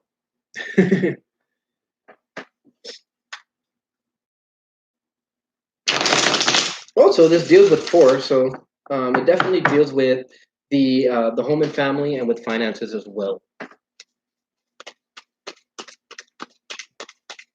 There might be certain things that you're on the way to cutting out within family. Could be that you're cutting out family members that no longer support you or provide any added benefit, and letting them have a taste of their own medicine, right?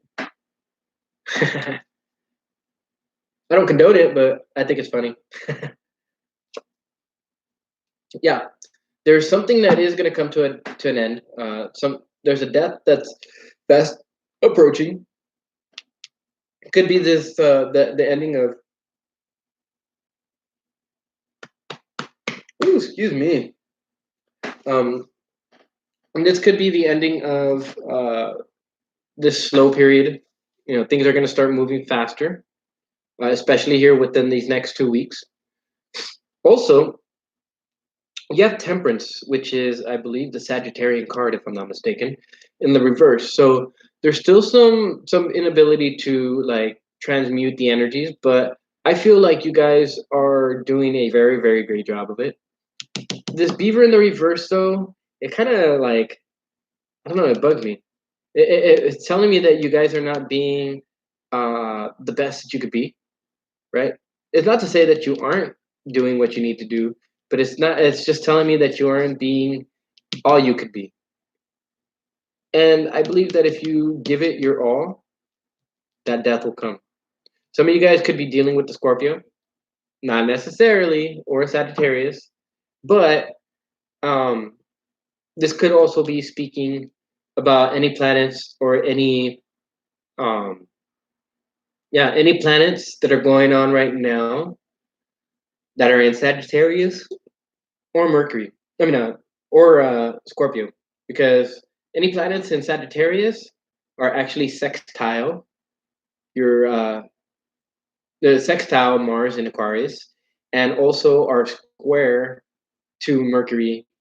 I'm not to Scorpio. Sorry, guys. Wow, I keep seeing that M and I think Mercury or something else, right? So this could definitely be dealing with the home sector too, because 10 plus 3 comes out to 4. So definitely introspection about the home and family. Definitely the necessary need to revise what's going on in the family and to nip anything in the bud that needs to be nipped. So with that, Aquarius, let's go ahead and um, see what energy you're going to be moving into. Capricorn, nice. So you're going to be moving into Capricorn energy, and this energy is going to allow you to push forward, right? But this energy is also the energy of the 5, so allowing for changes to take place. And regardless of what changes take place, providing compassion to those around you. You know, you guys are a social sign, so compassion might not be something that you readily share, but if you learn to emit that, especially within your relationships, and you give off that spiritual vibe that allows other people to want to approach you, to want to come to you, then what ends up happening is that you end up treating your relationships on a much higher level. You end up raising the frequency of those vibrations to a higher level. And what ends up happening is you end up with the ability to move forward and the ability to make decisions based on your intuition, as well as being able to do things on a daily basis that draw more people to you. Lastly, this is all about Venus. You have a trine going on between Mars and Venus at the moment, between and uh, Gemini and Mars.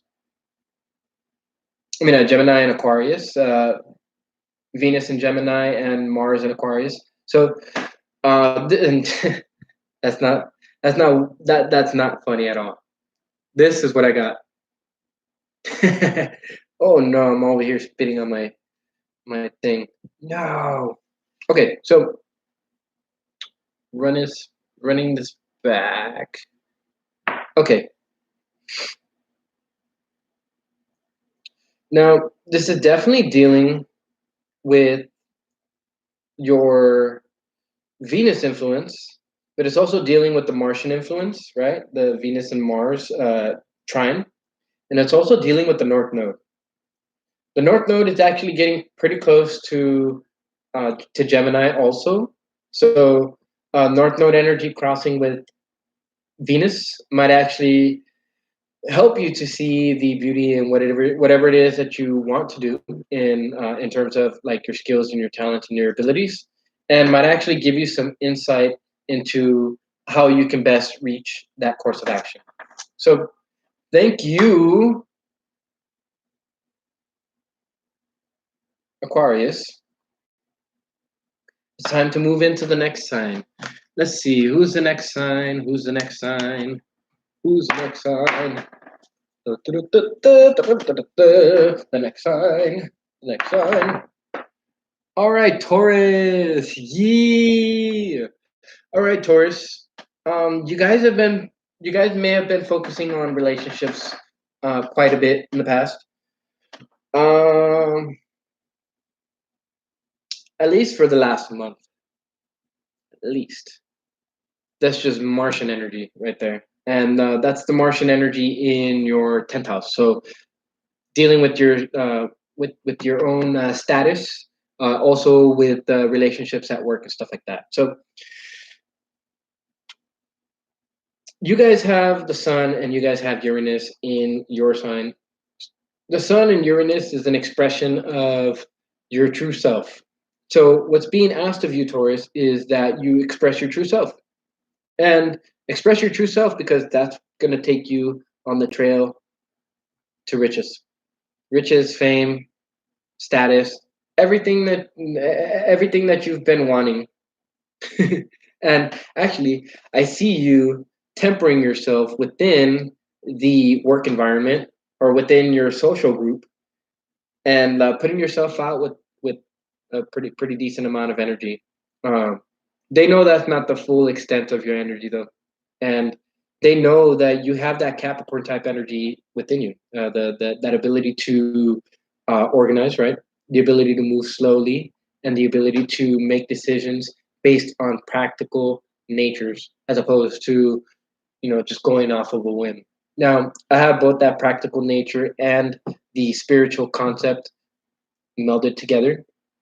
So, in terms of my communication, it's rather fluid when it comes to understanding what's going on with these cards. Now, one thing I do want to tell you is that there is an element of Pisces in there, and that element of Pisces is that spiritual element that I was talking about. Now, you also have a little bit of Leo, but I think that's more towards the future. That you guys are going to be moving into that Leo type energy, as opposed to any other type of energy. All right. Let's see. What have I done? I've done Taurus, I've done Aquarius, I've done Capricorn, I've done Scorpio, and I've done Leo. So 1, 2, 3, 4, 5.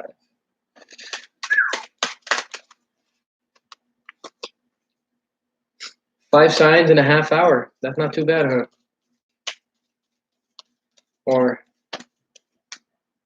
wait, 30, 30. Yeah, it's about, yeah, I'm not doing too bad. Not doing too bad at all. All right, let's see what card comes out. All right, Taurus, you guys have the fox in the reverse. So I feel that among various different people out there, you guys are making your voice heard. And you guys are not backing down. I feel like this has to do something with a grudge of some sort. But I think what's necessary to heal that type of energy is to see the beauty within yourself. I feel like you need to communicate to yourself, and I want you to use the "I am" mantra to tell yourself this. Don't be surprised if the Soul Shrinker comes out in this one, either in the main card or in the two supporting cards. But a lot of the times we tend to have an idea about ourselves, something like, oh, I'm not smart enough. Oh, I'm not strong enough. uh, I don't have the mental capacity for that, etc. But I think what you need to tell yourself is, I am greatness. I am intelligent. I am intuitive. I am a beast. I am the master of my own destiny.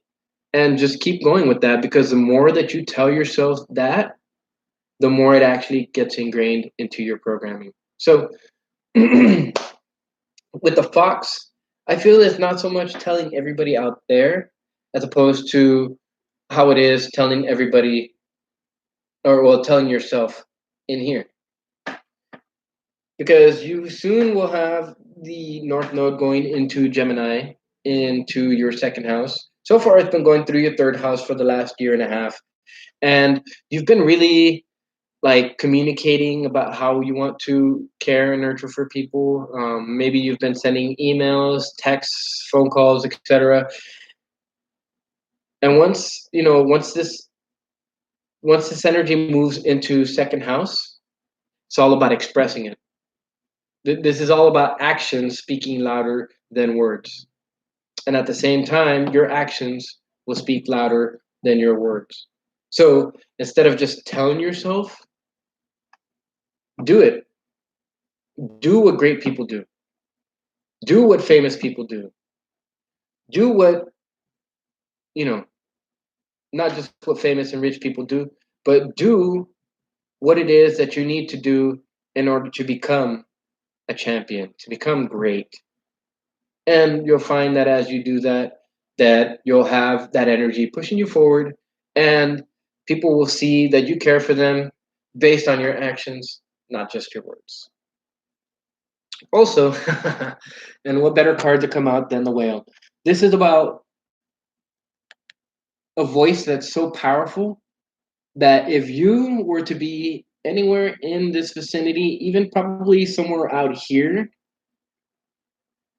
you would be severely affected by the low frequency waves that a whale emits through its call, or through the clicking sounds, right? So the whale has a very, very powerful way of expressing itself. And I feel that as a Taurus, and as, you know, the person who sees value, I think you need to see the value in yourself. At the same time, I need you to realize that the universe is watching you. The universe is watching you. There's an ancient power that's older than even life itself, and it's watching over you. So take that if you resonate. If you don't, I need you to see that before you can actually uh, understand that North Node energy, not just in your third house in Cancer, but how you're going to make that happen in the form of communication. Now, I know that for Taurus, they give good advice. So it could be that as a Tauran, your good advice is what allows other people to see that you actually care about them. And even just, taking time out of your schedule to provide some information to somebody shows that person not just that you care, but at the same time that you understand, um, not just your place, but their place in your life too. I mean, if you're going to give information to somebody, obviously they have to be worth something to you, right? Or else you wouldn't waste your breath.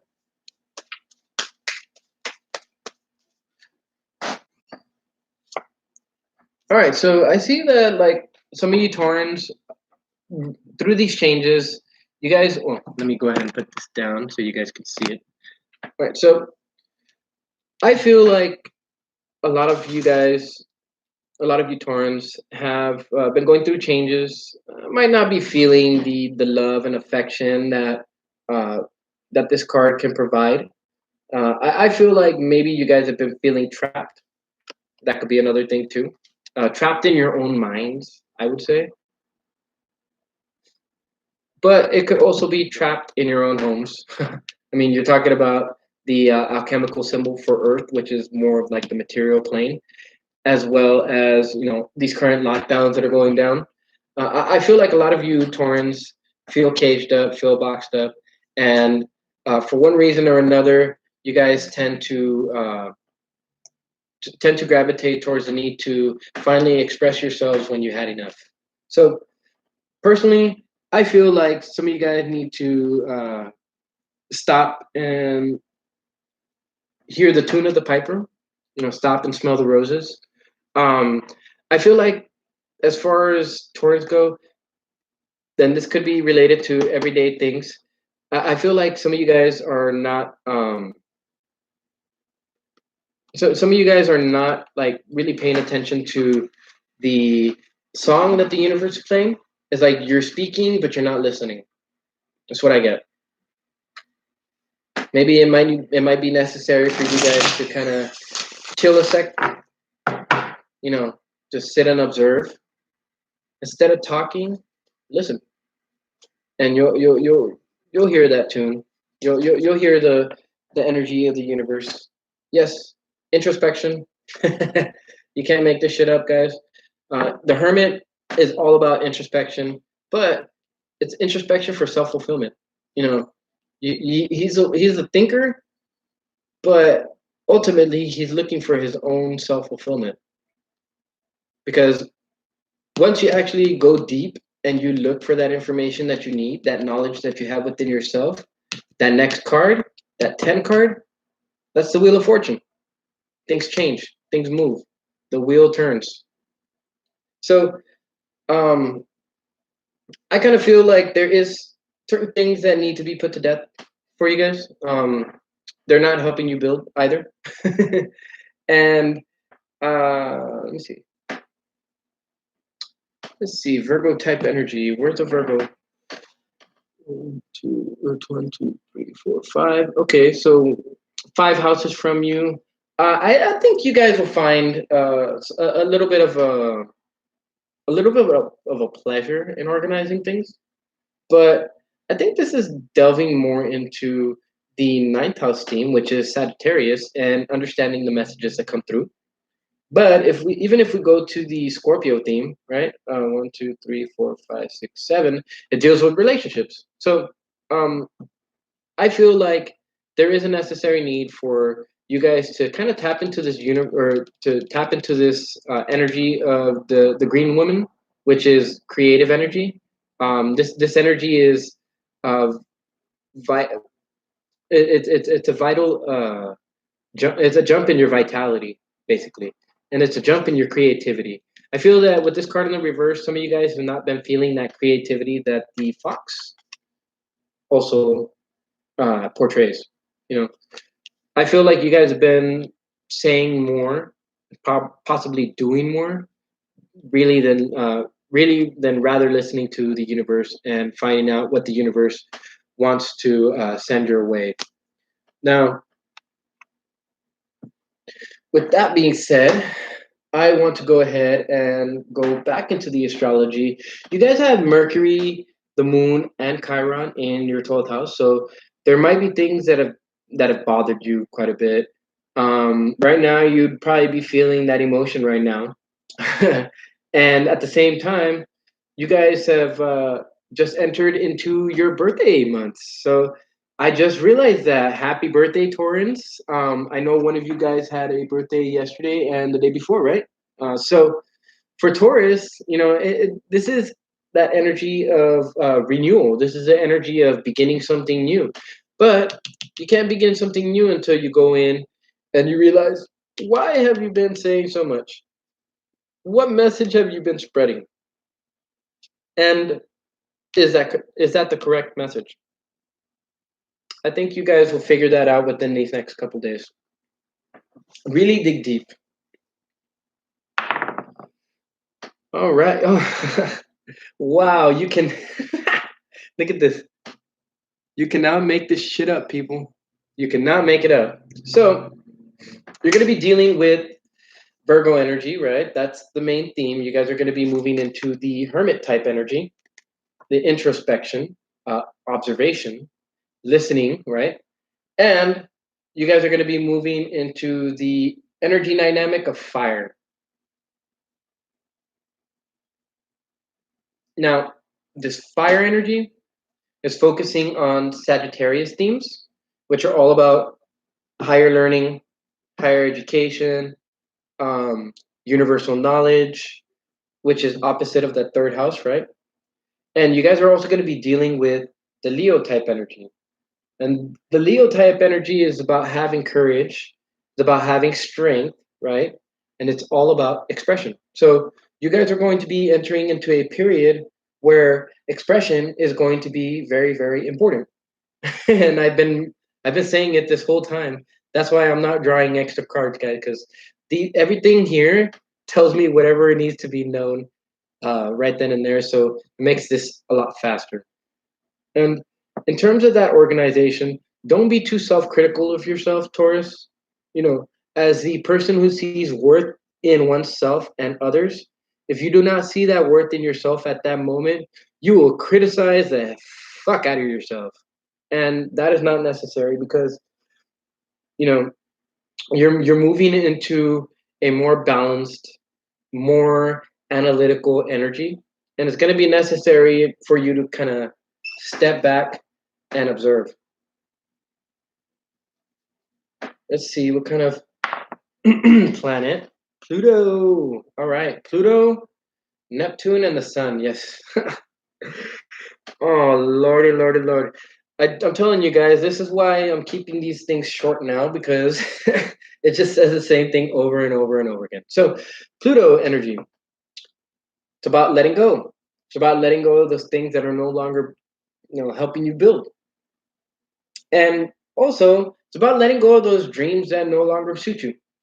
I know for a Taurus, it's very, very hard to let go. As a Capricorn, I understand that dynamic, but you're going to have to dig deep, and you're going to have to dig deep for what you really, really want, for what you really, really have the passion for. And once you actually find that out, you'll actually be able to express that energy very, very sufficiently, right? And at the same time, you'll be able to reach your dream. I mean, your dream's not like entirely out of reach. With the sun coming through, you're actually going to have the ability to set certain things into motion in terms of how you want to express your dream, right? What you wish to accomplish through your dream. And at the same time, this will allow you the ability to begin new things. But first, there has to be that introvert, that hermit crab or that hermit energy wanting to make itself known to you. All right, now last one, three, communication. I oh lord, and I see that a lot of signs are starting to get like communication and stuff like that in terms of in terms of their numbers. Now I'm gonna show you guys how I see it. Now this is the communication aspect, right? But it's communicating what you have, what you know on the intuitive level, and at the same time, once you actually communicate what's on that level, you actually have the ability to make choices, to make decisions, to choose between one thing or another, right? To choose between the old thing or to choose between the new thing, and then you'll actually be able to take action on those plans. Now, this is as unfortunate as it may be for you to hear, is going to require Aquarian energy. It's going to require for you to do the same thing as what Aquarius is doing, and understanding the spiritual messages and the concepts and understanding your greater role in society while also communicating that to the greater masses out there. So I hope that provided the information that you guys needed, and I hope that that provided the impetus for you guys to make the change necessary. So thank you, Taurus. We are now going to be moving into the next sign. So I believe that's 6 right now. Hold on. 1, 2, 3, 4, 5. Wait, Aquarius. Wait, 1, 2, 3, 4, 5. Yeah. Okay. So let's see. Who's next? Who's next? Virgo. All right. All right. All right. All right. All right, Virgo. So you guys are going to be dealing a lot with Cancer energy, which is nurturing, caring for, um, what you actually put your care into, right? What you really care about, and the Aries energy, which is in square to that. Now, Aries has Mercury, the Moon, and Chiron traveling through it.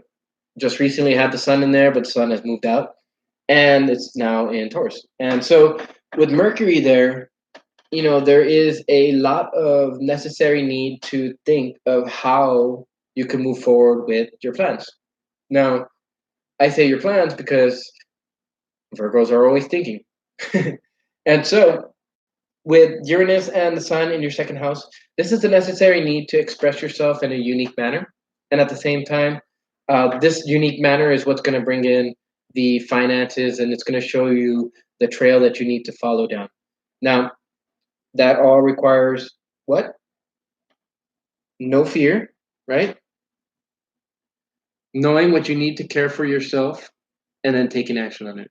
So that's what I get for this. For you guys have um let's see. You guys have Cancer going through your 11th house and it's soon to be going into your 10th house. This is where your soul's pulling you. So you're gonna be your soul's gonna be pulling you towards communication also. And you might actually be communicating already, but um but you guys might just be communicating within the work sector right now. Communicating what you feel is beautiful. Uh, Communicating love and compassion for people, and really like showing people, expressing to people just recently now, or probably over the last day, that you guys have been expressing what you want to achieve. Right? What is your dream, and how are you going to chase the money within that dream, right? Don't worry about the money. Don't worry about anything else. Just get started. Just do it. Don't don't get stuck in that mindset of, oh well, I don't know if this is gonna work. I don't know if that's gonna work. No, just do it. Also, let me see. I see that you guys are going through a lot of different things in terms of relationships. You guys have been thinking a lot about your relationships. Your feelings right now are definitely on relationships. And that Chiron energy, although there are things that may hurt and things that may wound you, you actually can reach a higher sense of uh, a higher sense of knowledge and a higher perspective on that. Now, some of you might be chasing your dreams on a daily basis, but don't really know how to get it to happen or how to get the ball rolling on it. I can actually help you out with that. So for any of you who are curious with that, DM me and I will go ahead and share the steps to manifestation with you. Let me see. Let me see. 1, 2, 3, 4. Okay, so there's been a lot of different things that have been going on in the home for you guys. This is centered around building, but it's also centered around destruction. Now, destroying certain things, getting rid of certain things, expanding in other areas. This is what we're talking about when we talk about the Virgo theme. So, trying to expand upon the home, trying to expand upon uh, building things around the home. And at the same time, you guys have that Saturn energy and that Mars energy that was running through your fourth house before. Oh, wait, no, through your fifth house. I'm sorry. Sorry. Uh, discard all of that. One, two, three, four, five. Okay. So you guys have had Pluto and Saturn, Pluto and Jupiter in your fifth house. So there's been certain things that you've been cutting out that haven't been able to build you, right? And at the same time, I feel like you guys are doing that in a big manner. You guys are trying to expand and trying to build. And it's not necessary if there's things that are holding you back, right? Now, these are things that are not fun. They are not fun to you at all. So, rethink that. The Saturn and um, Mars influence in Aquarius in your sixth house, it's telling me that you're getting out there, but you're kind of tempering the way that you get out there. You're not getting out there as often, but people do see you out in the crowds. They do see you like out and about if you're not in the crowds. So,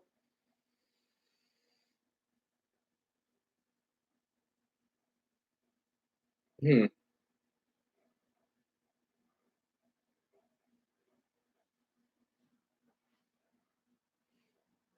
okay. So a lot of you might be feeling like your relationship has been a dream, like it wasn't real.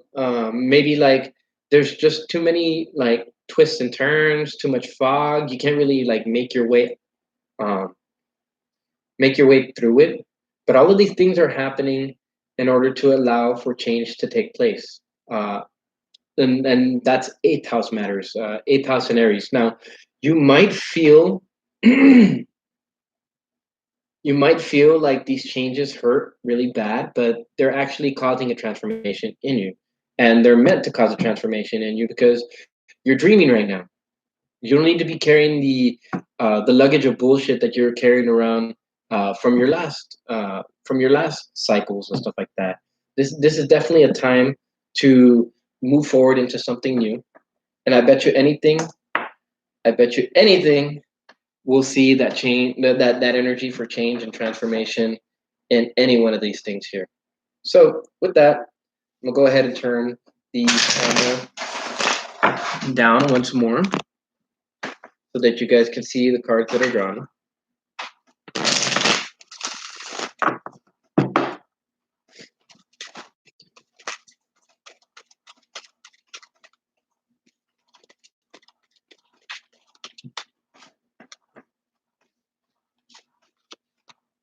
All right, so there is healing that is needing to take place, and that's exactly what the eighth house Aries influence is. Chiron, yes, Chiron might hurt, but Chiron shows you things that otherwise you wouldn't be exposed to because Chiron activates knowledge and actually works on a higher frequency. You're going to be connecting to a higher frequency. Now, I definitely feel like a lot of you guys have been focusing in on details. Virgo, no surprise, right? But I believe that it's necessary to actually pay attention to the patterns as opposed to the details, right? You pay attention to the overall pattern as opposed to just trying to pay attention to the details.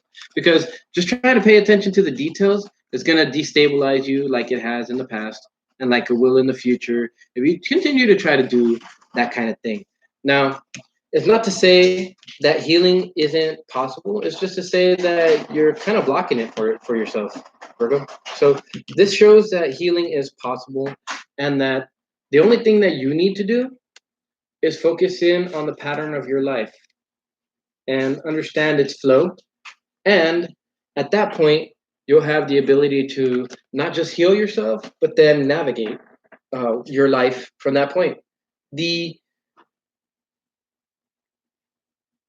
the dynamic between Virgo and Pisces is that Pisces is a spiritual healer and Virgo is a physical healer. So you need to do some physical healing, Virgo. physical and mental healing, and then that's when you're going to start to see things move forward.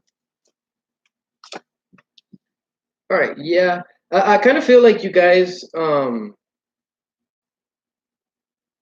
I kind of feel like you guys were not in the right mind, or not in like the right state of thinking, in the sense that you. Hmm. Titan Sylph. Titan Sylph. What do I get from this card?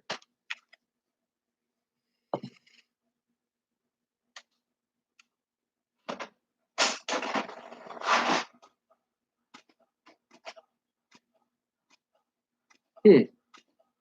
So I feel like with this card, some of you guys are blocking your forward movement. It's almost like you're like, right, stepping on the brakes, and this has to do with some form of personal happiness, but it could be connected to the energy of the hermit, since the hermit is also the nine.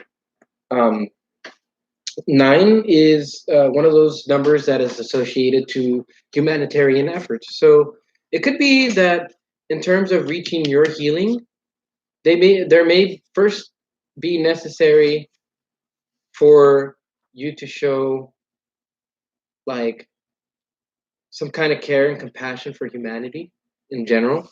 You know, just do a few nice deeds, and then find out, you know, if your life starts to take effect from there. Now, as you give, be ready to receive, because as you give, you will always receive, and what you give, well, that's entirely based up to you. I feel like a lot of you guys have been struggling with creativity. You guys have been struggling with the changes that have been happening.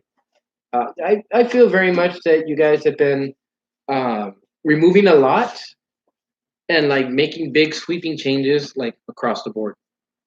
And because of this, you know, Virgos, they love to have things, you know, there, everything neat, you know, everything prepared and stuff like that. Otherwise, y'all go fucking batshit crazy and you guys go unstable. And well, we all know what happens when a Virgo goes unstable. But regardless, this is to tell me that you guys have the acute intelligence in order to be able to bring healing for yourselves. It's just, I don't know, this right here, this dynamic is kind of telling me like glutton for punishment. I do feel like some of you guys have reached healing, and some of you guys are connecting to that acute intellect that you have within you. You know, communicating with source. But I feel like some of you guys still have that journey ahead of you.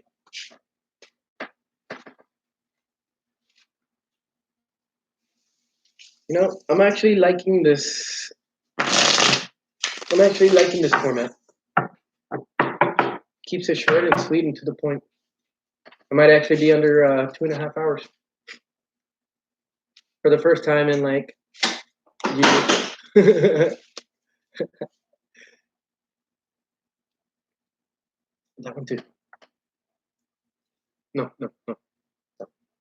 Yeah. What do you need that one for? Well, this one's for right here. But you didn't even have that one on. I didn't? You Thought I said did. that one. Oh, well, I mean, yeah, turn it off if you want. I mean, it helps to make the card more visible, but it's all good. All right. So we move into the Rider Waite. And let's see what's going on for you, Virgo, with the Rider Waite. Try to see what the dynamic is.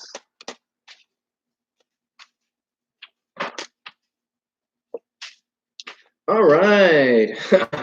Well, that can definitely imbalance most anybody. And, well, as a result, can make people unhappy. Not having that happy life, happy wife type of energy can ruin most people's moods. But I feel like you guys have been focusing more on the small things, you know, the details, like uh, possibly surrounding money, which is not allowing you to heal, which is leaving you with the inability to like invoke change. But like I mentioned in most other videos that I've put out so far, when cards are reversed, they actually have the ability to flip themselves upright because they're there already. It's just that these are the things of focus, is your emotions and your money. Once you get your emotions and your money into alignment, what ends up happening is you end up having creativity, happiness, and stability. So the choice is yours. The choice is yours. I very much feel that this journey that you guys are on right now, it's unorthodox. You guys have never like really ran into this, but it's going to require teamwork from you and from those that are exposed to you in order to bring this healing about. This healing begins from inside, but it could be that there's a communication factor that's there that could help you to um, that can help you to go through these changes in a proper way. All right. All right, so you guys are going to be moving into Aquarian type energy. Now, this Aquarian type energy requires that you have no fear, first off, because right below the Aquarian energy is the Scorpio energy. So no fear, no fear, no fear, no fear, no fear. Second, just because you have no fear doesn't mean that you can be an a-hole. Doesn't mean that you could be mean, but it does mean that in terms of your relationships and like stuff like that, you're gonna have to show care and nurturing. You're gonna have to show compromise. There's gonna be a necessary need for understanding that these messages that you have been receiving about your relationship and the details that you've gleaned from the ability for both of you to care for each other.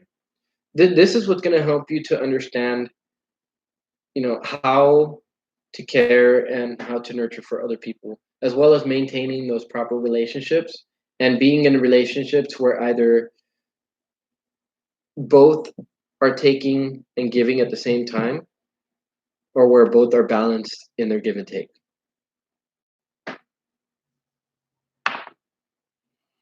Ooh, the moon. All right, so you guys are going to be dealing with the moon, but you guys are also dealing with the Venus aspect, the Mars aspect, and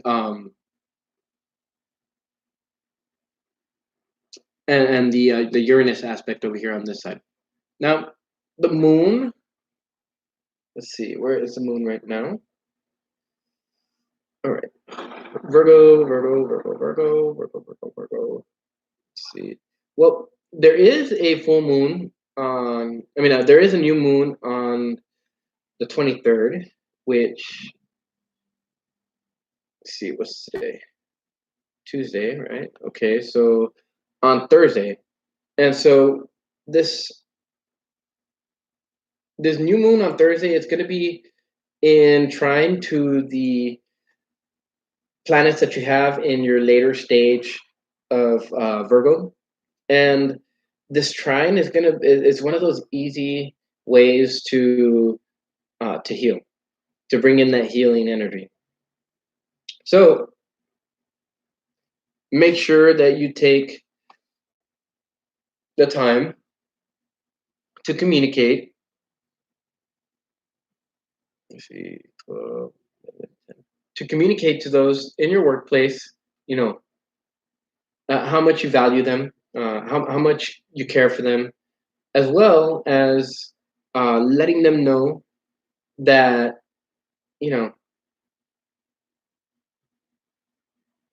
things are going to be what they are, right?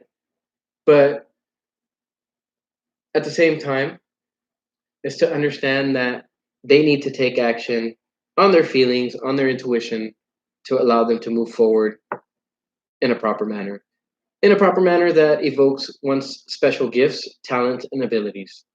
And for me, I feel like you have talents and abilities, Virgo, that other people just don't have, and other people won't be able to measure up to. 9, oh, 6. So yeah, this is dealing with everyday things. Yeah, that's cool. It's dealing with the Aquarius energy and your energy of Saturn and Mars in Aquarius, and at the same time, it's dealing with 10 and 2. Now, I think for the most part, you guys have been receiving intuitive messages, and maybe you guys have been ignoring them, or maybe you guys have kept them in the back of your head, not really thinking about them. But there's going to be a necessary choice in the future, and this choice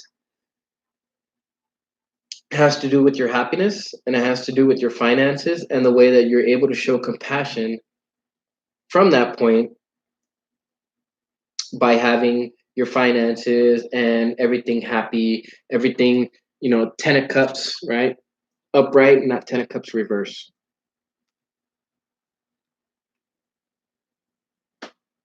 All right, so with that, that ends the reading for Virgo.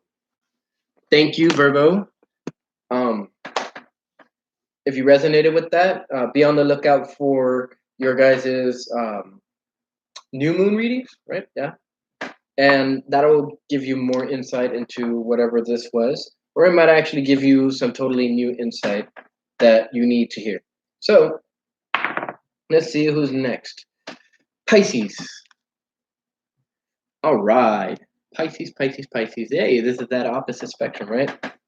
Now, Pisces, you guys are going to be dealing with torn energy mostly. So this is dealing with communication. This is dealing with your third house.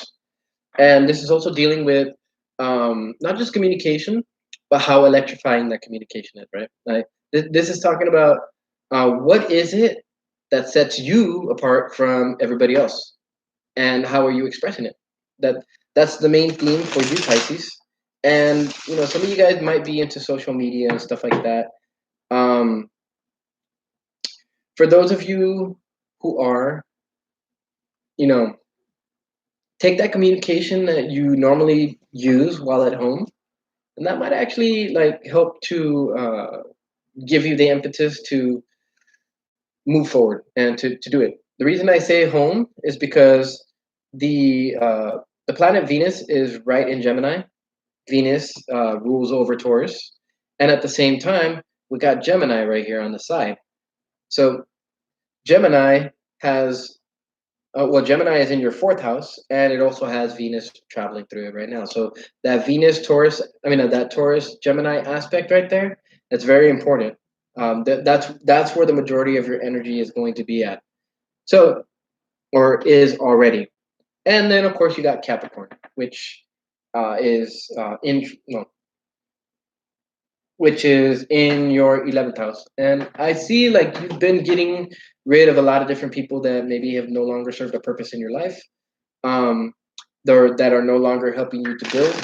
And you understand this because you understand that as you go through your 12th house Aquarius, and you're already going through your 12th house Aquarius right now, you just don't have the energy for it. You just don't have the enthusiasm. You don't have the ambition, the motivation, or anything like that to deal with the people. In fact, I would almost deem that you'd rather just sit at home and dream, right?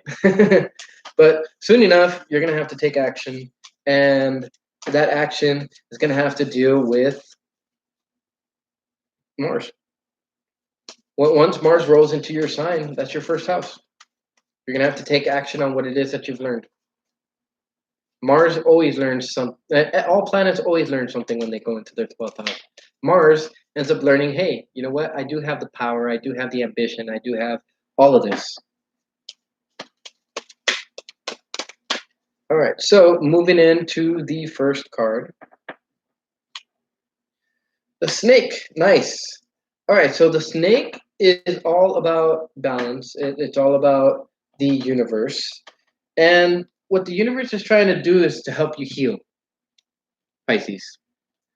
I know you've been going through quite a bit with Mars so far in this last month, but this is necessary to help you transform. but it's also to help you to understand that everything's a cyclic nature, and at the same time, the geometric pattern of the universe is being shown to you. In the 12th house, you go deep, it's dark, but secrets lie deep, right? Information lies deep. So for you, Pisces, I feel like there's a necessary need to take a second to maybe learn how to do yoga or how to meditate if you don't already. And if you do, well, then now is a time for meditation and a time for helping to strengthen yourself and to not really like take life like a deer in the headlights, so to speak, but to take it by the reins. Take it by the reins. Grab life by the neck, right? All right.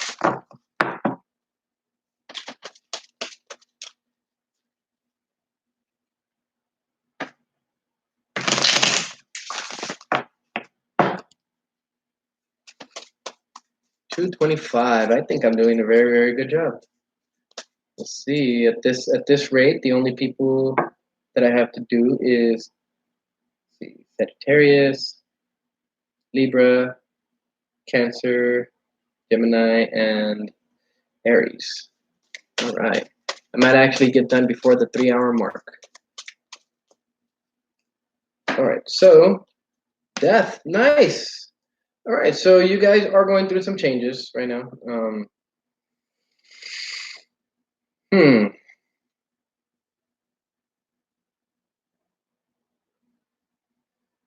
Hmm. Hmm. Yeah, this is definitely death that's going on in your uh, 11th house sector. So and that deals with everybody out there. And uh, bless me. Uh, okay, so where was I at? Okay, so yeah, you guys have been removing quite a bit of things out of your life. This is more towards the crowds, getting rid of people that no longer serve a purpose, getting rid of places or not going to places that don't conduct your energy, etc. And this death, I do feel like this death is going to be in the reverse until Mars exits the Aquarian theme and goes into your Pisces sign. Now, I do feel like maybe you feel like you're restricted. You feel like you're a prisoner, right? Regardless of whether you're locked down or not. I know you're going to use that excuse, Pisces, but regardless of whether you're locked down or not, it does not matter. So long as you have the ability to travel this way and to travel through here, you are not trapped anywhere. Not mentally, at least, or spiritually. Ooh, you know what? Now that I mentioned the word spiritual, it may be necessary for you guys to learn how to astral project. Think about that, Pisces. Okay, I want to see what card comes up at the top. And Source just told me to shuffle, so.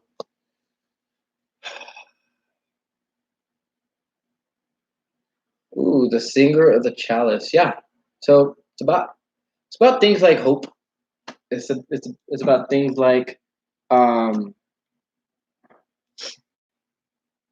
faith, joy, and these are all things that we gain from Source.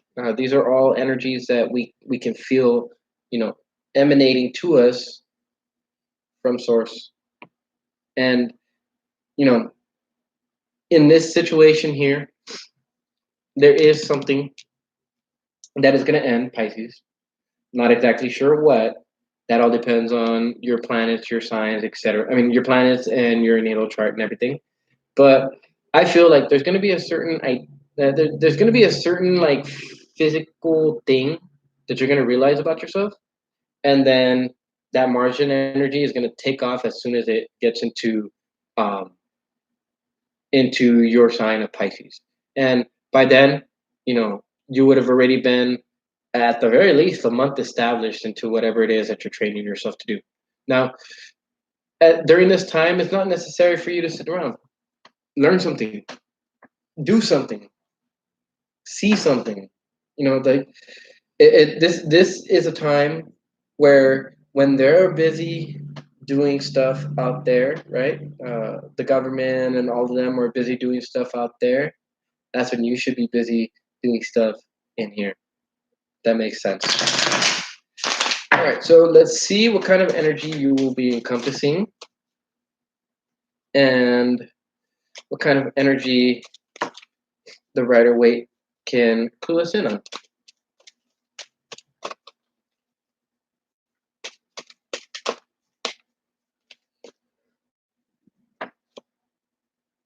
All right.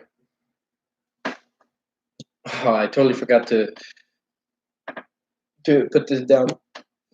But this is what you're going to be experiencing.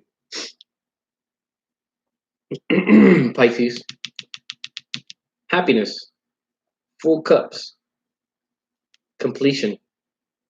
Might even get yourself a little house. Who knows? But what I see here is a necessary need to balance yourself, because I feel you're not feeling very joyful. You're not feeling very hopeful. I know it's very hard for prisoners to feel joyful, but the people who are in prison right now, like I feel like some of them do find that joy, and they put whatever ideas they had to death, and that allows them to reach that happiness in succession. Now, even though you might feel like you have no joy, you have no hope, those are just fears that are unfounded. They don't have any factual basis whatsoever in your reality, and neither should you feed them power. Those whatever it is, it's not real. Those fears. That's why it's necessary for you to charge forward fearlessly. All right, so Pisces. Huh. So you're gonna stay in your Piscean energy, and that's no surprise. But what I do see here is Taurus. So that's your third house.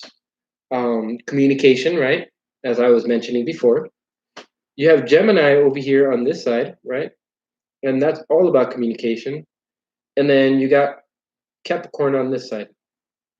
And Capricorn is all about organization. It's about grounding yourself. It's about setting the tone for your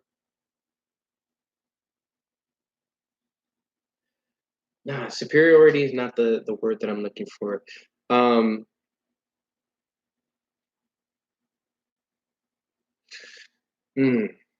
Authority is not what I'm looking for. Um, Ambition and tenacity is something that I always find in Capricorn. So that's the energy that you're going to be moving into, Pisces. You're more in that Capricorn and Taurus energy right now than, um, which is your 11th house and your third house, respectively. But I feel like you're going to be moving into that Gemini energy soon enough. I mean, that Gemini energy should already be affecting you, since that right there is in your fourth house. So I'm definitely feeling that, like, you might be spreading the love within your home, and that's beautiful. All right, so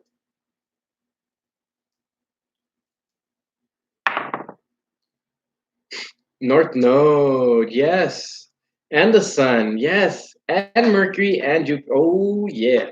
All right, so Pisces.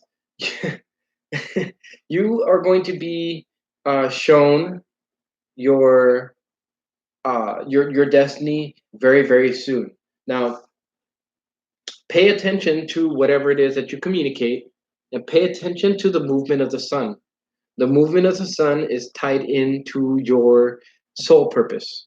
So whatever you express within this next month, pay attention to that, because that's exactly what's going to be expressed uh, once you enter into the home. And actually, uh, I mean, it's already been there specifically for at least half a month, but you're going to be showing it in in the way that you communicate your expressive qualities when through your home. So how you take care of your home, etc. Now, some of the energy that I want to touch on is the Aries second house for you Pisces, and that Arian energy. It's all about your self worth. This is where you're building your self worth. This is where you're building your your nature. This is where you're building your mindset, and that energy from the Mars in your 12th house Aquarius and your second house Mercury. You're gonna figure a little something out. You're gonna figure a little something out about your energy, about your abilities, what you can do, and what you're capable of. And that's actually really, really good because once you actually have that energy, you're gonna expand that so much that you're gonna be like, what in the fuck is going on? And hey, I wouldn't be surprised if at that point in time you received some good news. You know, a proposal for those of you who are looking for marriage. Um, you know, I don't know, maybe you propose to somebody else, like you give them the message because pages are usually messengers, and you see that little fishy right there in that cup. That motherfucker is you, Pisces, and you're literally like looking at yourself. That's what I feel you're doing while Mars is in uh in your 12th house of Aquarius. Now, one thing that I would like to mention too is that you have victory at the end of that route. So so long as you pay attention to that Martian energy and you heal within and you find that joy and that passion and that impetus for forward movement, you'll have that ability to finally call on that energy that you're looking for. And I mean, you're already on it. I already know you've been on it for at least a month, and it's going to be going like that for, I mean, at least half a month. But I feel like it's going to go like that for another half month. You're going to feel a period of like laziness, um, more talk than doing. And then as soon as Mars enters into Pisces, uh, a month from now, then you guys are going to be showing your whatever it is that you do by your actions and your words together. So roll this last one. 8, yes. Transformation, changes. Um, this could deal with relationships too. This could deal mostly with business relationships because that's what I see going on right now. And there's a necessary need to enter into a period of reflection, introspection, understanding what it is that makes you happy, and then actually making the steps. I mean, actually taking the steps to make that happen. And that's what we're talking about. We're talking about joy and happiness and all of that stuff that comes with the singer of the chalice. But you can't do that if you have fear in your mind. So you need to release that fear. You need to put that fear to death, right? And then follow your true purpose so that you can actually express yourself the way that you were meant to express yourself. We're going into that skills based economy now, guys. Your skills, your talents, your abilities, whatever it is that you're learning is what's going to make money for you now. So, as I say that, thank you, Pisces, for joining. This message was actually really awesome, and I hope that you resonated well with it. If you did, well, whether you did or didn't, if you like the way that these messages are given, go ahead and hit that subscribe button and hit that notification bell to be notified of when your Piscean video comes out here within the next day or two. So, with that, I will leave you, Pisces. Thank you, Pisces, for joining, and we will now see who is next. We don't have very many people now, so very many signs now, so this should go rather quickly from this point. All right, Gemini. Did we do you, Gemini? No, we didn't. All right, Gemini. So you guys are going to be having to deal with the crowds, having to go into the crowds, having to go into society, or at the very least, communicating with them. Gemini, I would suggest that if you have a YouTube channel, if you have a podcast, if you have any type of online um, ideas or business that you either have started or have been wanting to start, well, I have to say that right now would be the perfect time to start it, regardless of whether you get paid or not, just simply because you have Venus in your first house. And Venus, well, Venus brings beauty wherever it goes. So if Venus is in Gemini, that means you're beautiful right now. That means that you're going to be attracting a lot of attention. Um, Personally, with Cancer, with the North Node and Cancer going through your second house, you've been building up your persona. You've been building up whoever it is that you're going to be, right? And at the same time, you have been removing certain things that no longer serve a purpose in your life and don't no longer build you. And I know this for a fact because you have Pluto and Jupiter in your eighth house. So Mars rolled through, boom, shit started happening, right? Capricorn was rolling. Saturn was rolling through there for quite a bit before he went into Aquarius. But it was tempering you. It was helping you. It was helping you to understand that these changes that were happening, these things that maybe you felt like building, but like just kind of fell apart at the seams in front of you. It's showing you there's a greater purpose to that. At the same time, I very much feel that you guys might be feeling like you're stuck in a prison, like you can't express yourself in the way that you want to. But that's all in the mind. You got to stop telling yourself those things that make you embarrassed to do whatever it is that you do, to do whatever it is that you're good at, your skills, your talents, your abilities. And at the same time, I kind of feel like a lot of you guys have been communicating with others, either through social media or maybe even going out there, asking questions and stuff like that. And I feel very much that you guys are going to resonate very well with that message because right now you guys have um, the moon in your 11th house. So the way you're feeling and where you're communicating, it's in that sector, the everybody. And at the same time, you have Chiron there.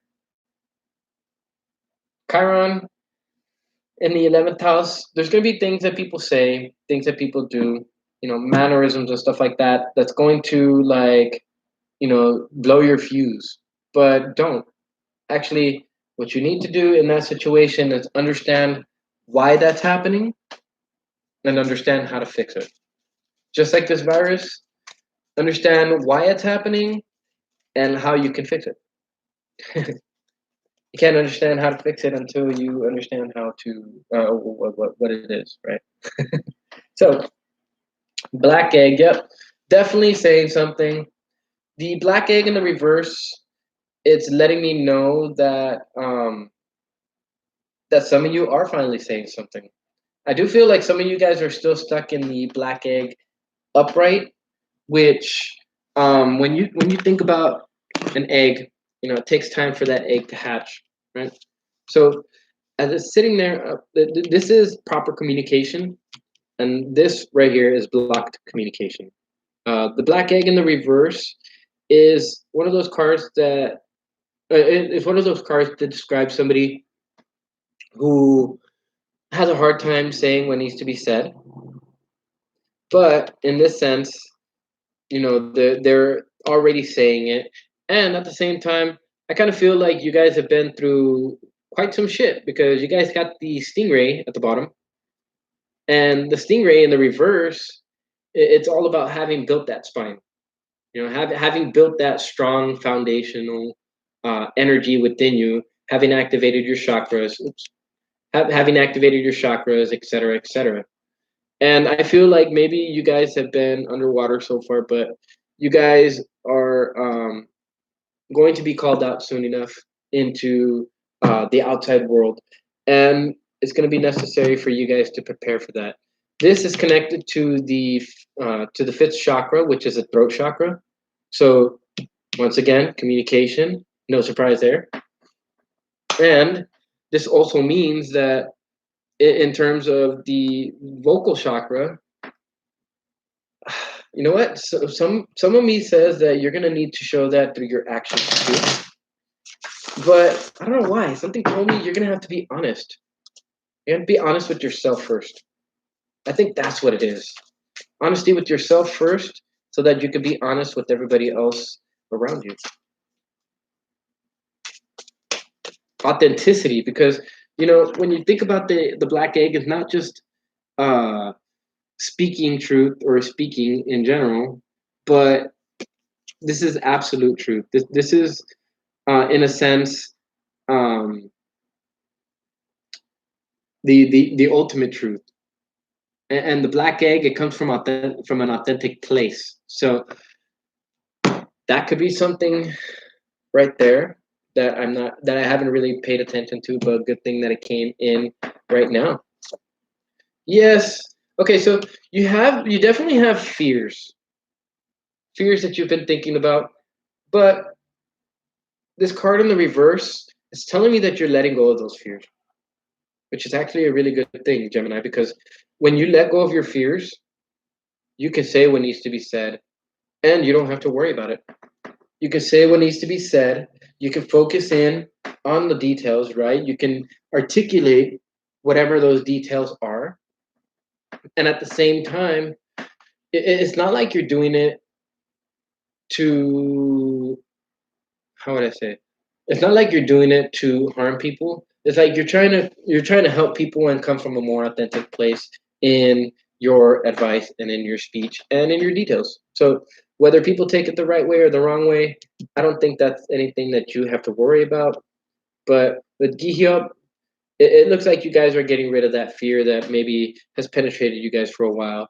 At the same time, I feel like that energy has made you like kind of fall out of that childlike faith, and has prevented you from beginning anything new so far.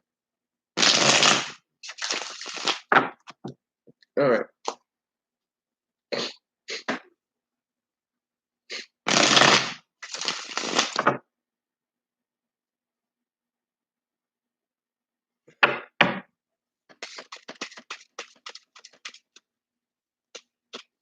All right. Let's see. Some of you guys might be dealing with the Capricorn, or some of you guys might just be dealing with addictions. Regardless, though, whatever it is that you guys are addicted to, I mean, it could be addiction to fear, right? But whatever this addiction is to, you actually have the ability um, to make that change happen, because you guys have the tower right at the top. This is an epiphany that can come in that could just totally change everything for you. It could be this. It could be realizing that, look, you keep yourself chained to that addiction. These chains are loose as fuck.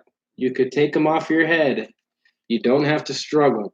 They might be heavy, but that's what's necessary in order for slow, steady growth to occur. But it can only happen after that tower moment. So that being said, I will now move into the die. Actually, one thing I want to say about the devil energy is that the devil energy is much more positive in its upright fashion than it is with the reverse of that, just simply because of the fact that um in the upright, it's like you have the ability to take the chains off, but it's like gravity doesn't want you to, and neither would you want to fight against gravity, right? Neither would you. I mean, you wouldn't want to like force yourself, right? But you have to. And at the same time, when that card's in the reverse, I feel like it's a more negative connotation. Like you're stuck into it more. However, the chains might just fall off. Who knows? All right. So now we're gonna roll the die and see what's going on with Gemini. All right, Cancer. Yes. Haha. So paying attention to the energy of Cancer, any planets you guys might have in Cancer, as well as the caring and the nurturing factor, as well as the North Node, which is about to enter your sign here probably within the next month or so, maybe less. I have to look at the ephemeris in order to make sure of that. Now, aside from that, the major portion of that has to do with society. It has to do with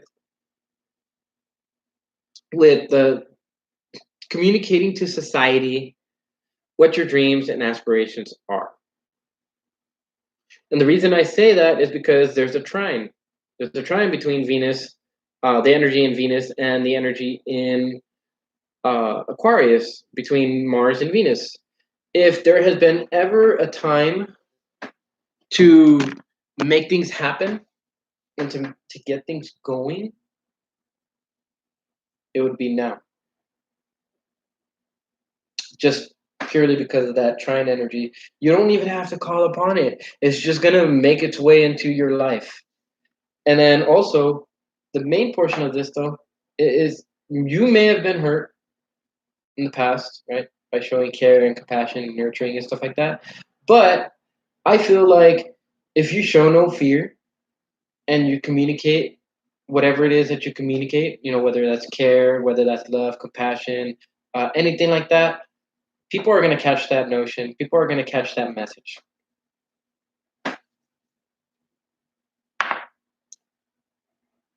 All right. So the North Node in Mercury.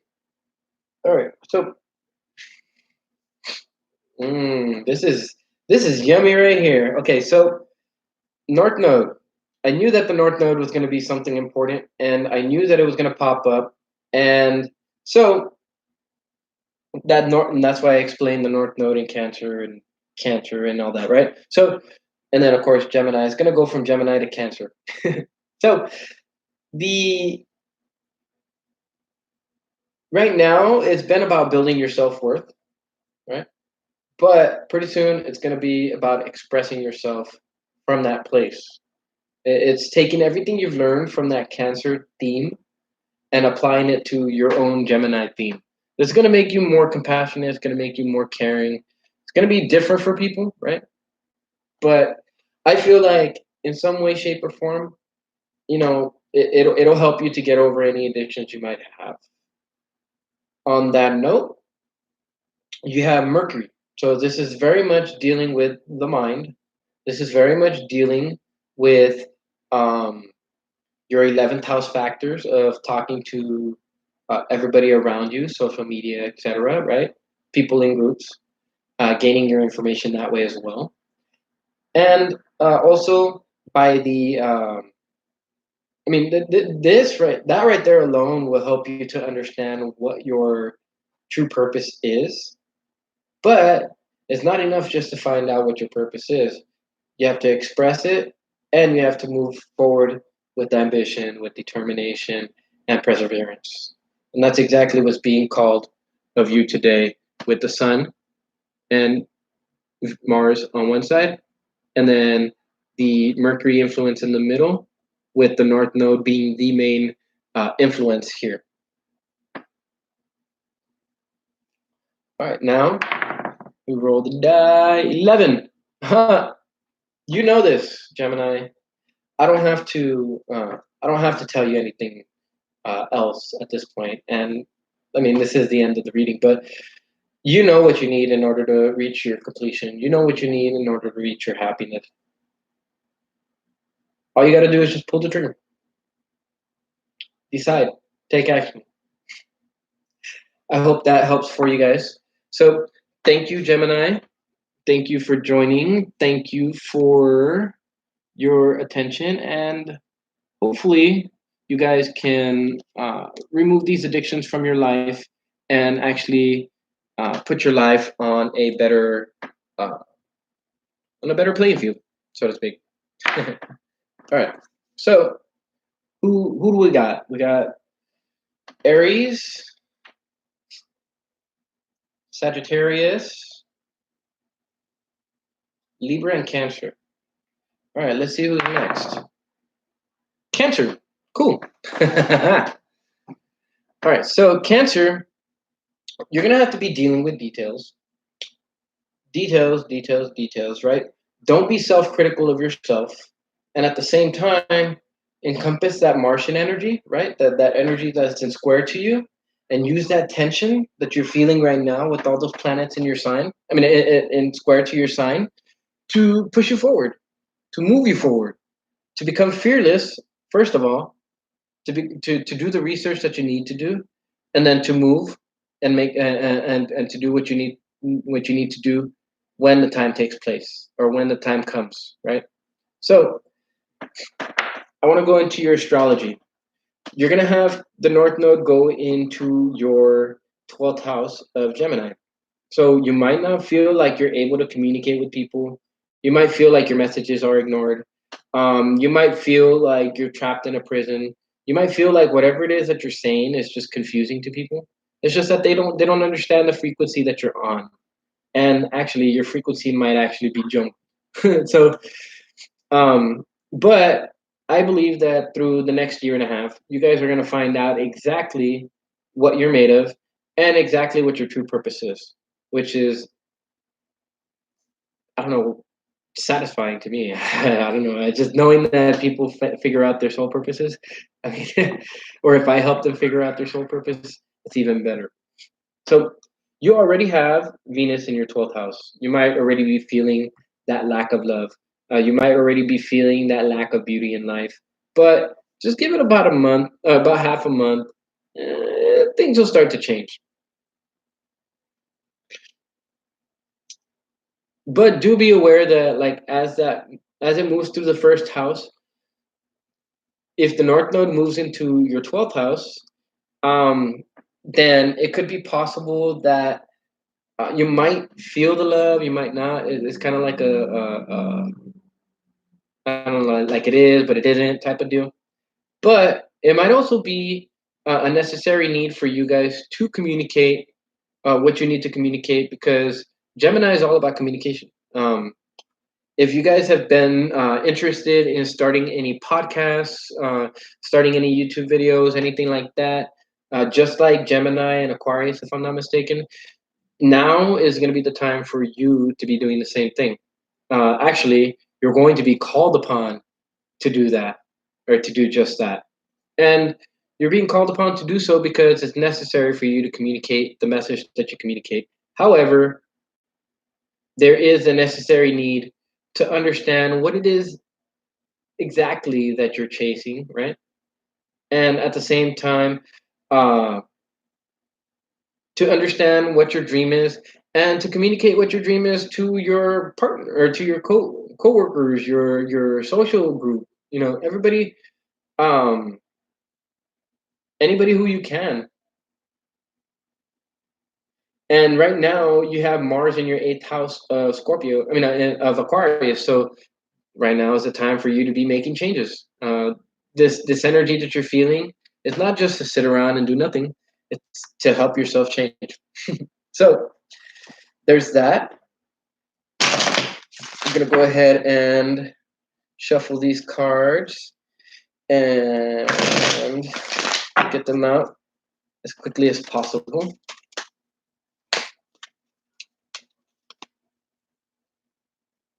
All right.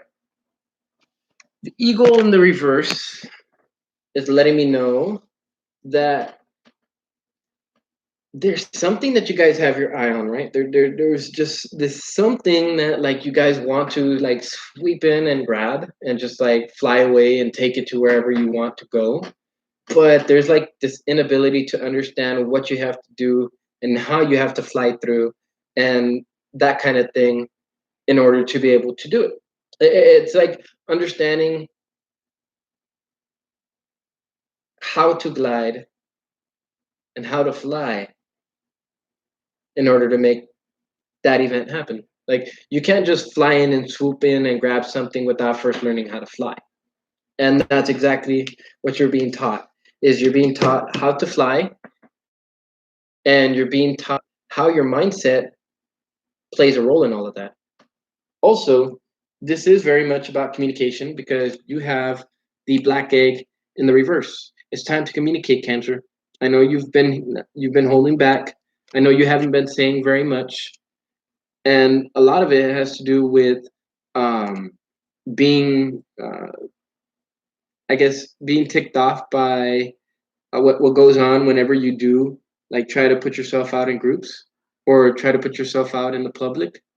Try and like make friends with somebody or etc. And then they're just not feeling it, and they're not hearing your voice. They're not feeling you basically. So you're gonna experience that when you have Venus in the 12th house, and so long as you're experiencing that emotional turmoil and that mental turmoil that results from it, you're not going to be able to know, or you're not going to be able to learn how to fly in. Now, Cancer, this all requires just, I mean, this all requires to, um, it requires you to do whatever it is that you do best among the crowds. And for you, communication is actually something that's that's of great value coming from you. So make sure that if you have a Cancer sun, Cancer rising, Cancer moon, Cancer Mercury, or even a Cancer Venus, that you spread that message of love, that you spread that message of compassion, and um, that message of trust in those who trust in you. Yeah. So I feel like you guys have already been on the verge of making this decision. There's been certain things that maybe you've been trying to cut out with the or with T of the fiery sword at the bottom of the deck. There are dreams that you need to reach for, and these dreams require you to cut out certain things from your life. It could be that you need to cut off certain dreams, like certain dreams may not be available now, but may be available later on in the future when the crowds come around. And at the same time, once those crowds come around, it might make you unhappy at first, but it does have the ability to strengthen you. Because I mean, once you've felt the energy of Venus or um, the North Node in 12th house, you can weather pretty much any storm.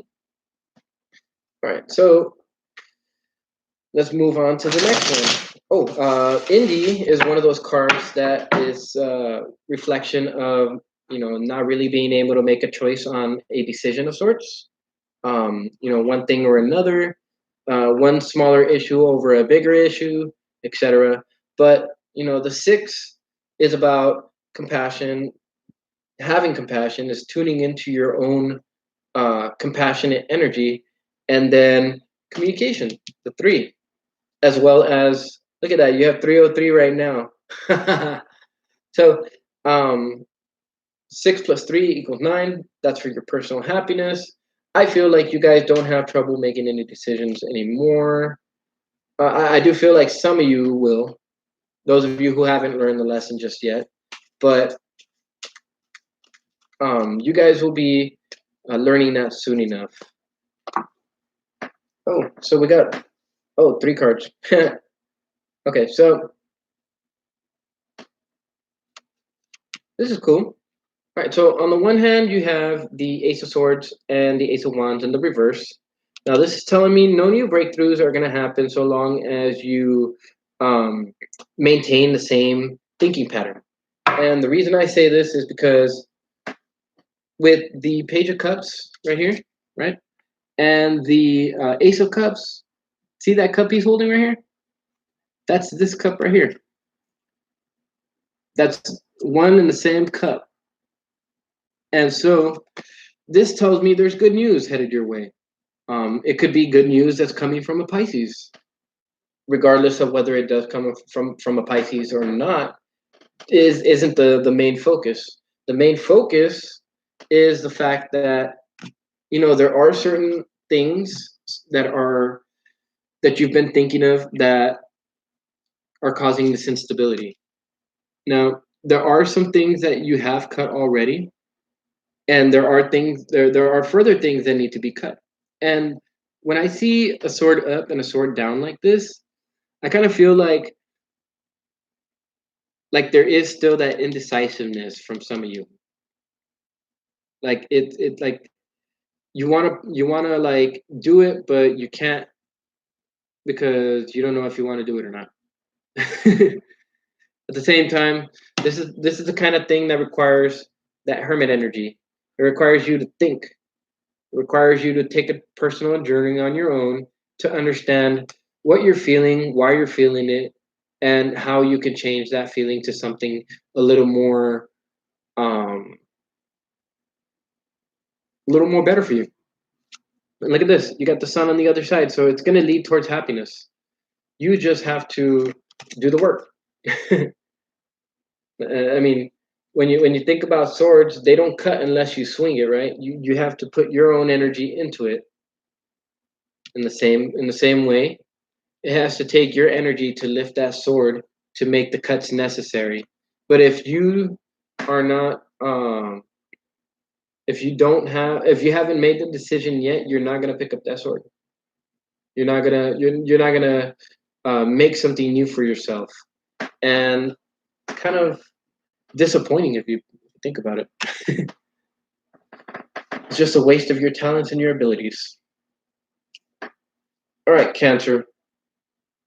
I know a lot of you guys have been having um, Pluto, Jupiter, Saturn, Mars, and even Mercury a while back in opposition to your sign. You still have Pluto and Jupiter, but that's more towards the later stages. So later stage Pisces,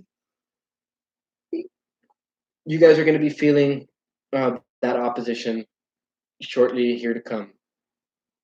In your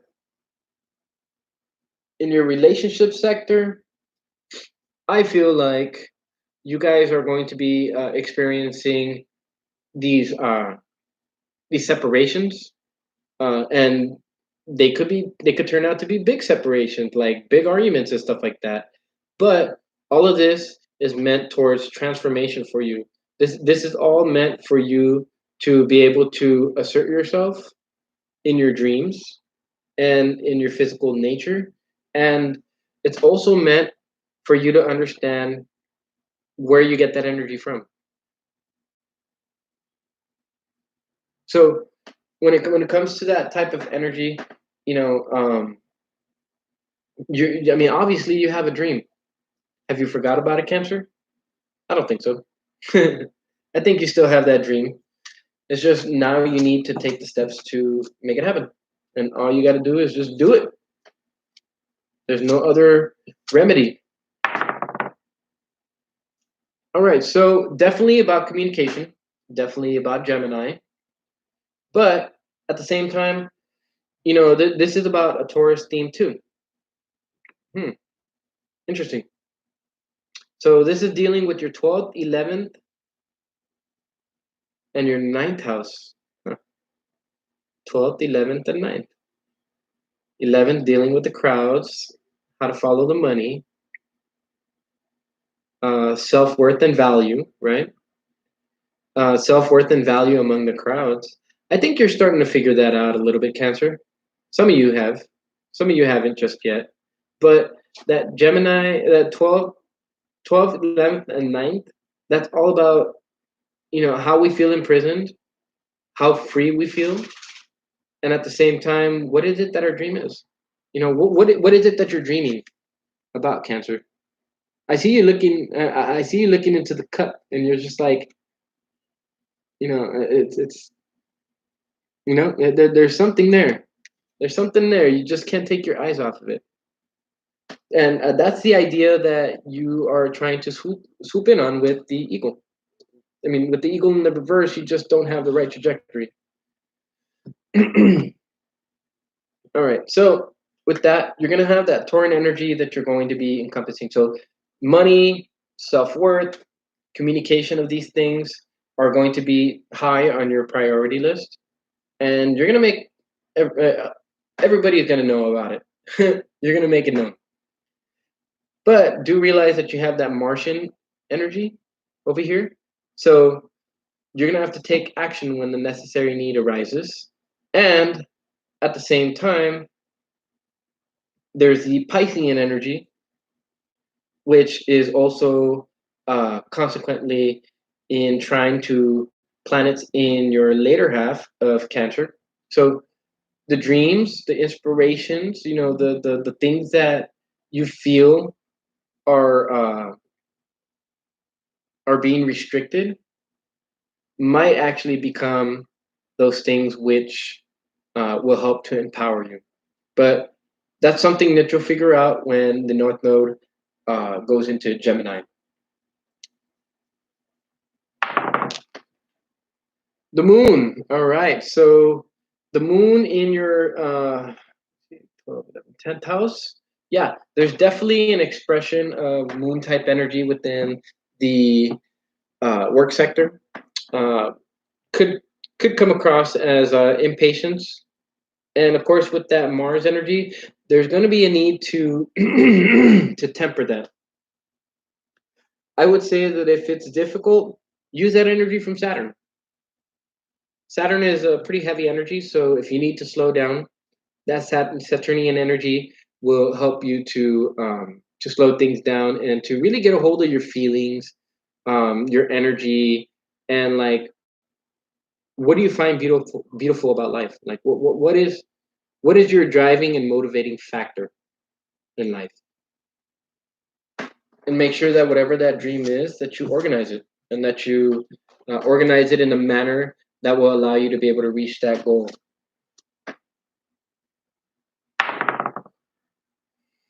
Five. All right. Cancer, get ready for changes. Get ready for changes that are going on inside the house. Get ready for anything having to do with eighth house matters, which deals with death, taxes, um, what else? Joint income or other people's money, and as well as sweeping changes. Sweeping changes. I mean, I'm talking about 5 and 8 energy here. Like, you don't know where this is gonna go, and but you can be sure that at the other side of it is your happiness. That you can be sure of, Cancer. I will 100%, 1000%, 1,000,000%. Here, let me switch this over so that you can see me. Right now, sweeping changes are going on for you, Cancer, and these changes are meant to put you on your path. Now, your path might actually be, communication, since it's Gemini. This could be email. This could be short communication. This could be like speeches and stuff like that. Things like that. You could be sharing your story. Whatever it is that you went through. So that's something that you're going to have that you're going to be exposed to, or at least you'll have the propensity to think about it during these next 2 days. And I know you might not be feeling the love right now, Cancer, but it's coming. Don't worry. Let's give it about 2 weeks. All right. So thank you, Cancer. That was a pretty nice reading. You do have love on the horizon too, because you have the Ace of Cups. But what it does, what it is it requires that hermit mode. You need to do some introspection first and figure out what you need to do in order to hit the mark.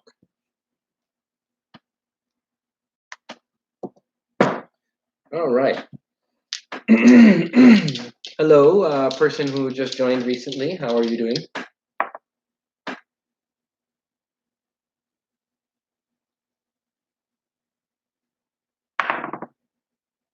All right, we did Cancer already. Scorpio. We did Scorpio.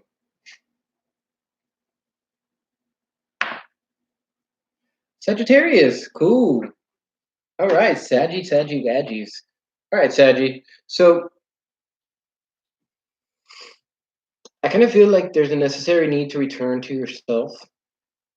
There is a necessary need for you to um, kind of like have communication with yourself, but to have communication with others. Um, More specifically, anybody you run into, social media, out in the street, etc. Because your intuitive messages are going to be are going to be channeled through them. Then you also have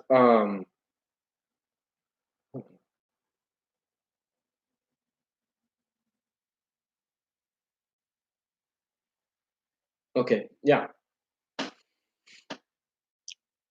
and then you also have the Virgo type energy. Now that's your 10th house. So it deals with work, relationships, and stuff like that. Right now, there might be like an inability to like take your dreams and take how you feel and mix them both together and just click them. But keep going, keep going. You'll end up being able to do that. And I mean, because if you're dealing with work,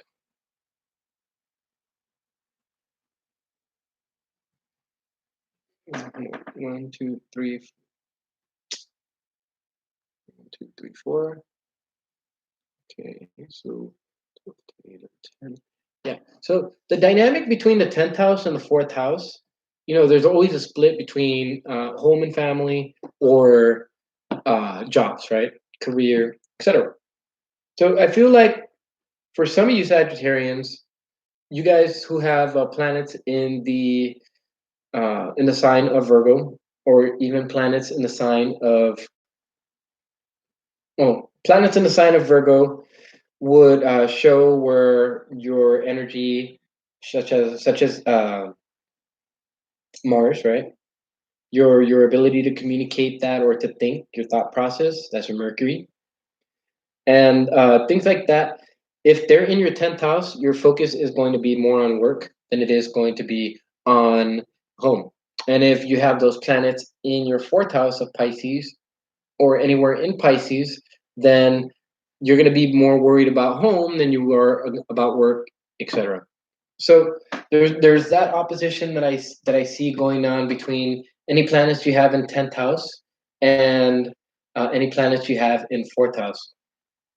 Now, because you have a 4th house Neptune, I feel like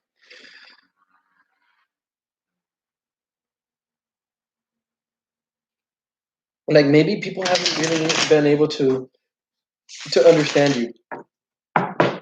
What I get is maybe your concepts are too high, and like the concept the ideas that you have are way above a certain level than they need to be. And a lot of the times we that can happen when we delve too deep. And so maybe you've gone too deep, Sagittarius, and it's time to return back to yourself, return back to the physical world. All right, let's see what we get for you, Sagittarius. Oh, inner healing. Inner healing so that you have no fear, you know? Well, since you have Scorpio in your 12th house, you very well know that there is nothing to fear. That's just that plain and simple. All right. The sea serpent. You cannot make this shit up. The universe has its eye on you. Actually, both this one and the dragon would kind of symbolize that universal energy, but except that this one, it has an eye. It's a sea serpent eye. Well, the eye that expands ever outward, right? That's kind of like what the universe is doing. The universe is trying to draw you to expansion. It's trying to help you to expand. And it's been helping you to expand your self worth and building upon that. Then it's going to start moving its way into Aquarius. And Aquarius is not just a communicating sign, it's a sign of networking, right? But that's also in your third house. So so communicating with your networks and increasing your networks, removing anything that doesn't seem to help that network grow. But you understand that. You understand that, Sagittarius. You understand the um, the dynamic of cycles and circles and things coming back around again. So dealing with the Scorpio energy, this is definitely about 12th house stuff.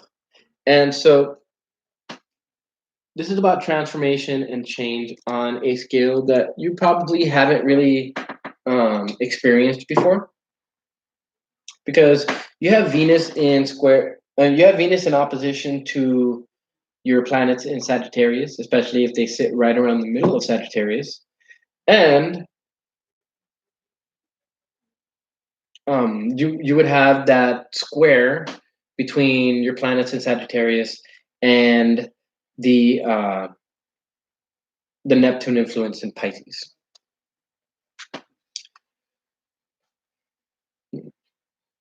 But it's not to say that you need to destroy yourself in the process of trying to get what you want.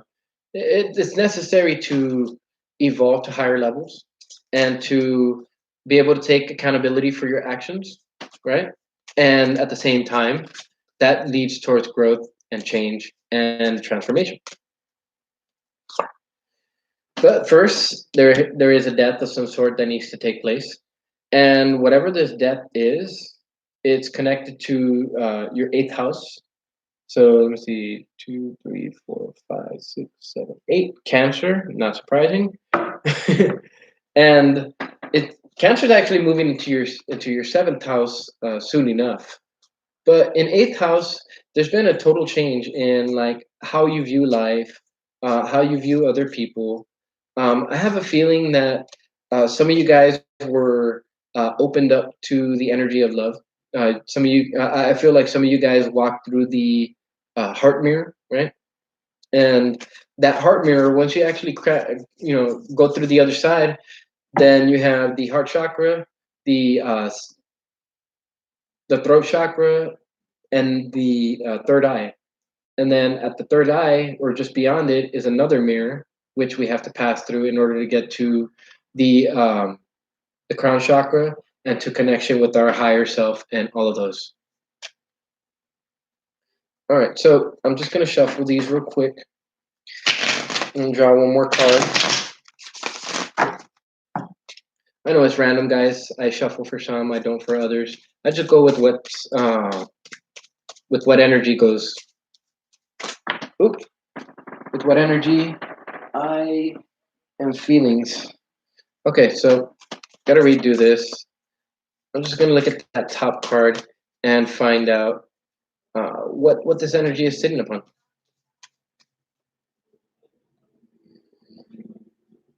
Oh, Luthus Wild.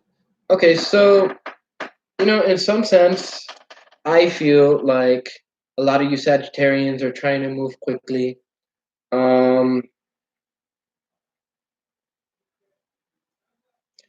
feel a lot of you guys are trying to have fun, distracting yourselves from the rigors of everyday life, right? Having to deal with every day being unexpected, with every day being something that you wouldn't like, or being something that,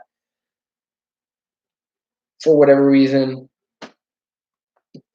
is one of those negative influences. Not just negative influence, but what doesn't help you to be happy and joyful, right? Now, I think you guys have been thinking about having fun a lot more so than doing inner work, stuff like that. The Luithus the Wild here at the bottom of the deck is just letting me know that you guys have been pretty active. You guys have been around and about. You guys have probably been doing a lot of different things, going through a lot of different websites, et cetera, et cetera, et cetera. make sure that it's something useful, guys. Make sure it's useful to you.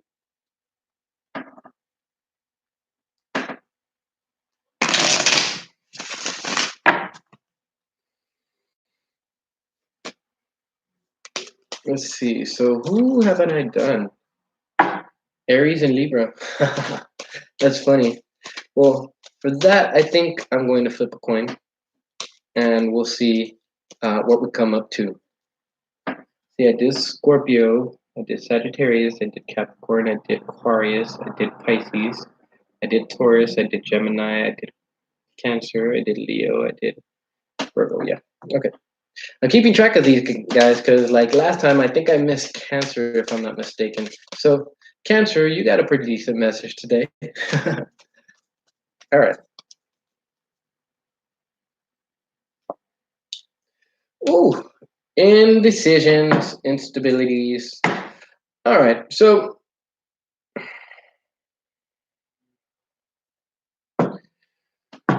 what is it that's is it finances? Is it money, Sagittarius? That's kind of like leading you guys not to make decisions on certain things. That's why, I mean, you have. Okay, I'm just gonna bring this down so you guys can see it. So, as we see the cards, I already told you the universe has its eye on you. So whatever you guys are struggling with over here, whatever it is that you guys are struggling to make a decision on, whatever choice it is that you guys have been having to make, that energy, it all has to do with the eighth house, and in your case, the eighth house Cancer energies. So I feel like you haven't felt. I feel like you haven't felt cared for, and I think that's something that needs to change. But this is something that was necessary to happen in order for you to understand how your relationships work once you have the North Node, which is right there in Cancer, and making its way into Gemini.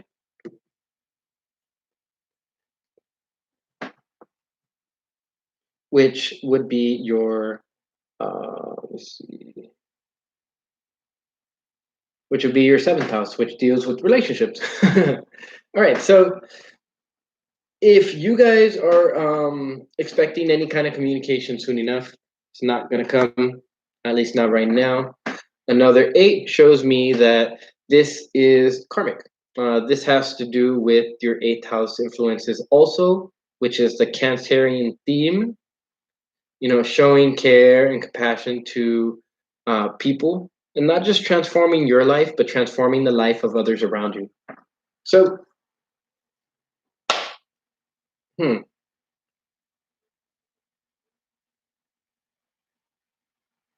tying into the energy of the infinity, right? The the number 8, if you switch it around sideways, it's the infinity sign. So this definitely deals with either infinity, with cycles, or with the number 8 and karma. Yeah, because you have the Lord of Karma, Saturn, in your 3rd house. So you want to communicate, but right now you're tempering it. You don't want it to be too impulsive, too rash, or anything like that. So I understand it. I understand why things haven't been put to death. But let's see what you're moving into. Aquarian energy. Yes. Dang. It looks like a lot of people are going into like Aquarian type energy. All right. So Aquarius, the energy that you're moving into at this point in time, Sagittarius, is going to be Aquarian type energy.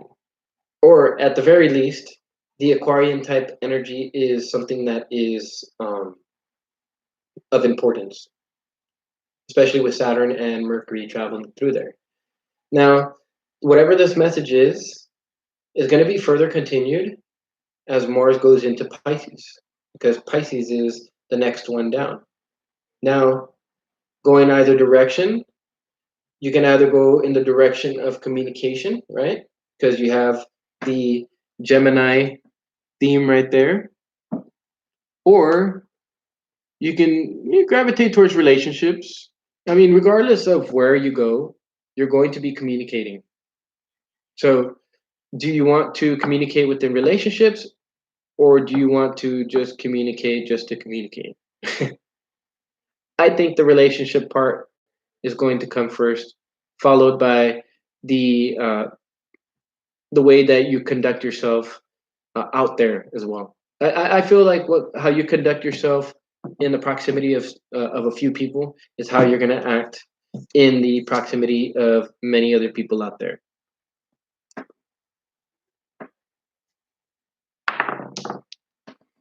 All right, North Node, a little bit of Saturn energy, Neptune and Pluto.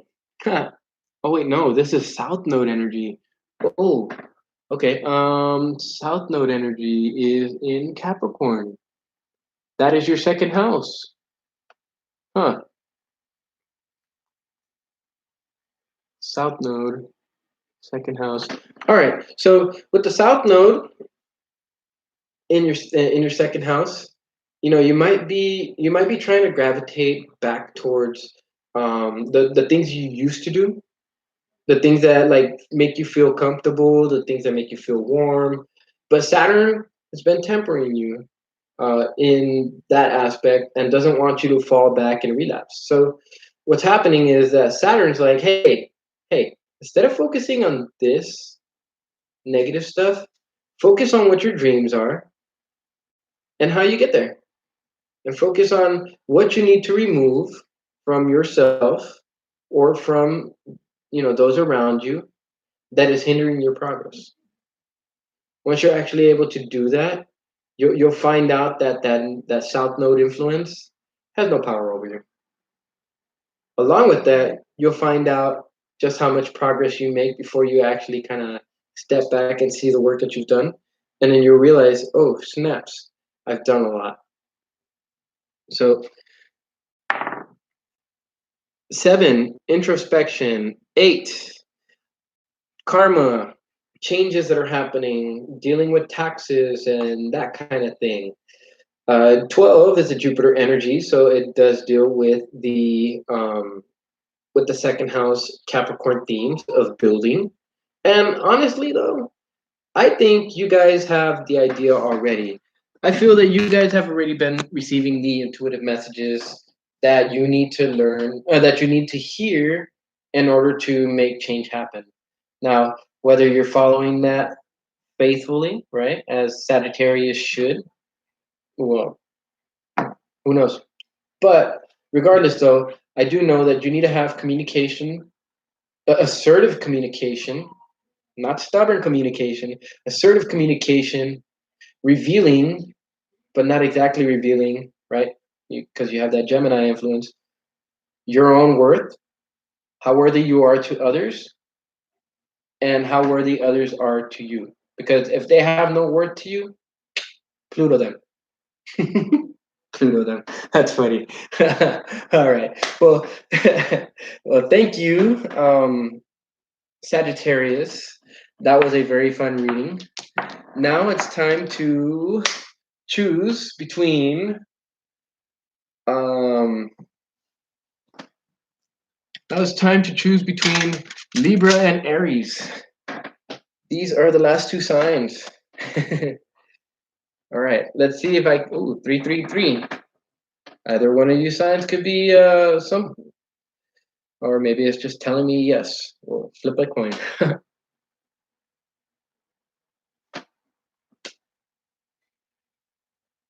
Oh, I didn't even call it. Okay. Aries, heads. Libra, tail. All right, here we go. Yes, Libra goes first. Good job, Libra. For the win, huh? All right. So, Libra, Libra, Libra, Libra. Libra, Libra, Libra, Libra. All right, let's see what Libra is going to be dealing with. Sagittarian energy. Capricorn energy, Leo energy, with little bits of flavor of Libra and Virgo. Interesting. All right, so obviously, it goes without saying that for Libras, you guys are encompassing a more spiritual aspect, or are going to encompass a more spiritual aspect in terms of what it is that's going on in life and what you realize. And also understanding you got an intuitive connection. Yes, Libra didn't realize that they had an intuitive connection until um, a lot more recently, I would say, probably within the last couple years. And so, as Libra has been trying to understand their intuitive connections and stuff like that, I feel like a lot of you Libras are finally tuning into that information and making it happen for yourself. Um, I do feel that a lot of care has been put into your work sector. In Cancer, it's all about dealing with the crowds and stuff like that. I mean, and Cancer is dealing about nurturing, dealing with the people who you trust. And so, dealing with the people who you trust, you'll actually be able to communicate with the people who you don't trust as well. And at the same time, when we're dealing with this 10th house, ninth house energy right now, I have no doubts that you're looking towards your dreams and you're probably communicating it with a lot of different people. Some of you guys. Others of you guys might just be seeing the beauty in your dreams and aspirations, and might actually be making your dreams and your aspirations a lot more enticing. So, daydreaming basically, but still putting care that you need to into your work, right? So, also one thing I want to mention is the opposition that you have right now between Mars and whatever planets you have in your Libra sector. You also have the moon and Chiron in opposition to your sign as well. So there are some wounds that you're going to have to uh, bring to your center. These are wounds that you're going to have to accept about yourself and to understand what you need to do in order to change that, in order to make things different, in order to make things work your way. And at the same time, with these planets in seventh house, it could be very well that like your partner and what they say can sometimes, um, you know, touch those deep wounds. And right now with Mercury, it's almost like Mercury's trying to find out, are they just like, is it just coming out of their mouth? Are they really meaning it? Like, what's going on here? And of course, with Uranus and Taurus and the Sun in Taurus now, that's all in your eighth house. There's transformation and changes that are happening, but Libra needs to be ready for them. One thing I want to say is that with the Sun, the way that the expression happens, right, the way you put yourself out, very much affects the way that something comes into you or comes towards you.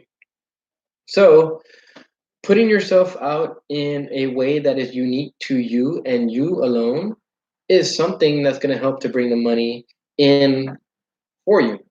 At the same time, Libra, you have um, the sun, and the sun likes to express itself. It doesn't talk, it just does. So pretty much you have at least a month, maybe 29 days, 30 days, something like that, depending on what the how long this lunar cycle is, right?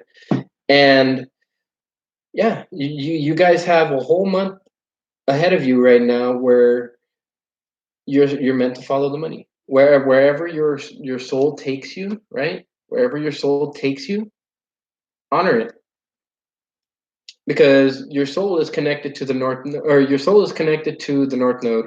Your north node is connected to Cancer right now, and Cancer is in your 10th house. So that means you have the north node in your 10th house, which means this is where the north node is showing you, hey, this is how you interact with people. This is how you interact on a business level, right? So that's what that's what the North Node has been showing you over these last year and a half, and over the next year and a half, it's going to show you how you can reach your dreams. What your soul has to do in order to make its dreams a reality. Because once you actually start making your dreams a reality, things change. Things change very quickly, especially when you have a Taurus eighth house. That means like all of a sudden you can become rich. I mean, it just is that way, especially with Uranus and Taurus. You could just be doing whatever it is that you're doing, that you've been doing on an everyday basis, and then all of a sudden, boom! Next thing you know, you have 1,000 followers. Next thing you know, you have people wanting to buy your eyelashes, and in bulk. Instead of just buying one pair, they might be buying three. They might be buying four. They might be buying five. These are things that you can expect with Uranus in Taurus in your eighth house. This is other people's money, right? So there we go. All right, so Libra. Let's see what's going on. I kind of went a little bit too in depth into that, but I just wanted to make sure that you Librians understand that time is of the essence now. It's not a matter of if, it's actually a matter of when now. And in order for something like this to take place, you have to be at the right place, at the right time, doing the right things. All right, so keep that in mind, Libra. All right. The moth. Now, I see you guys, you see the light. I know you see the light. You see the. I don't even think it's the light at the end of the tunnel per se. It's the light, it's the limelight, the stardom, the stage. If that makes, ooh, and I just got a woo, goosebumps. All right, so maybe some of you guys might be going up on a stage of some kind. Not, I don't know, just going off of intuition here. Maybe some of you guys might be going up on stage soon. Maybe some of you guys might be having to showcase your talents or your abilities, right? Or having to showcase whatever your product is, whatever your service is. But main thing is don't be hasty. Whatever it is that you have in front of you, look at it, observe it. Take a second to really see what's in that light. I mean, you can't really see what's around you, and who's there to support you or who's there trying to hinder you. If all you're doing is just looking into the light, right? You're eventually gonna go blind. You're eventually gonna go blind. So with the moth, the idea is to temper that hasty energy by using that Capricorn energy. That Capricorn energy is slow, it's methodical, it's foundational, right? It builds a foundation before it moves forward. However, I do feel like some of you guys some of you guys do act hasty just simply because there's no courage, or maybe there's a lack of courage. I mean, it's not to say that there can't be any courage, but I do feel that like a lot of you might have fears of the unknown, fear of what possibly could happen. But I mean, think about it this way: you tried something, maybe you failed it, and then you stopped, right? And you're here where you're at now. What sucks more? Or I mean, what's more fearful? Being stuck in the same place you are, or taking that step into the unknown? I think that's a question that you guys will more likely be able to answer. This is a question that you guys have to answer by digging deep into yourselves to find that wisdom, that to read those intuitive messages that are coming in. All right. Let's see.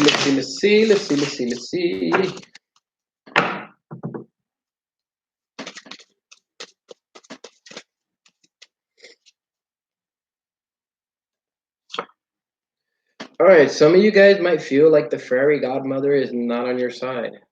In other words, some of you guys might be feeling like the universe is not watching your back and that all you're doing is just daydreaming, and that whatever it is that you wish to accomplish in terms of reaching your dreams and your aspirations and actually taking that first step is feeling like the universe has your back. This Penelope Dreamweaver in the upright and the energy of the fairy godmother in the reverse, and then of course with Indy in the upright like this, this is telling me that there's indecision going on about your dreams and your aspirations and like how you wish to proceed, right? How you wish to move forward based on what you perceive, right? You perceive that the universe doesn't have your back when it actually does. And so I think that before this cycle can end and you can reach a stage of transformation, there's a necessary need to understand that concept and that aspect. 4545 might be something important to you guys, or 45, the number 4 and the number 5. Changes or home and or stability and things having to do maybe with the home and changes that need to take place.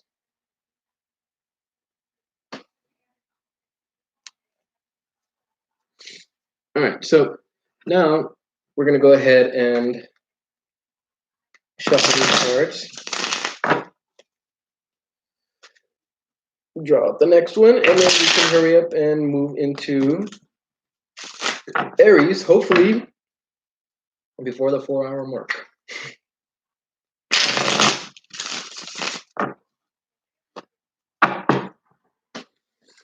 How is it that I'm still taking forever and just drawing one card? I do not understand it. I do not understand it. I mean, like, what is going on here?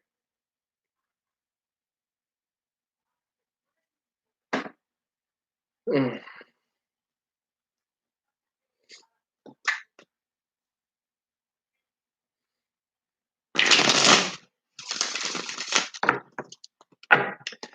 Changes going on in the home, I perceive.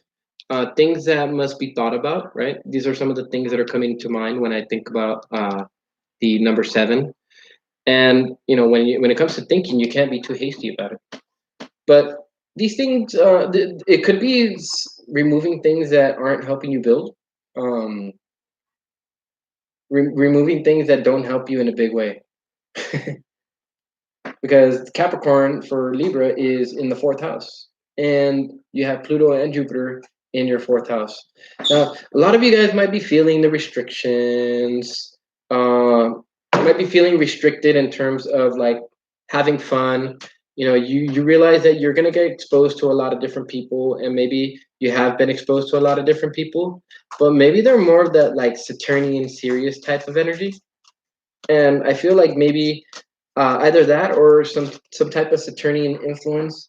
It's kind of like dampening your fun.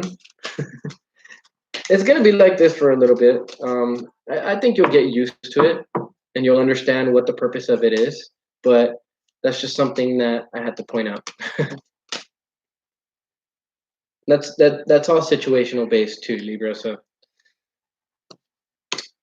all right.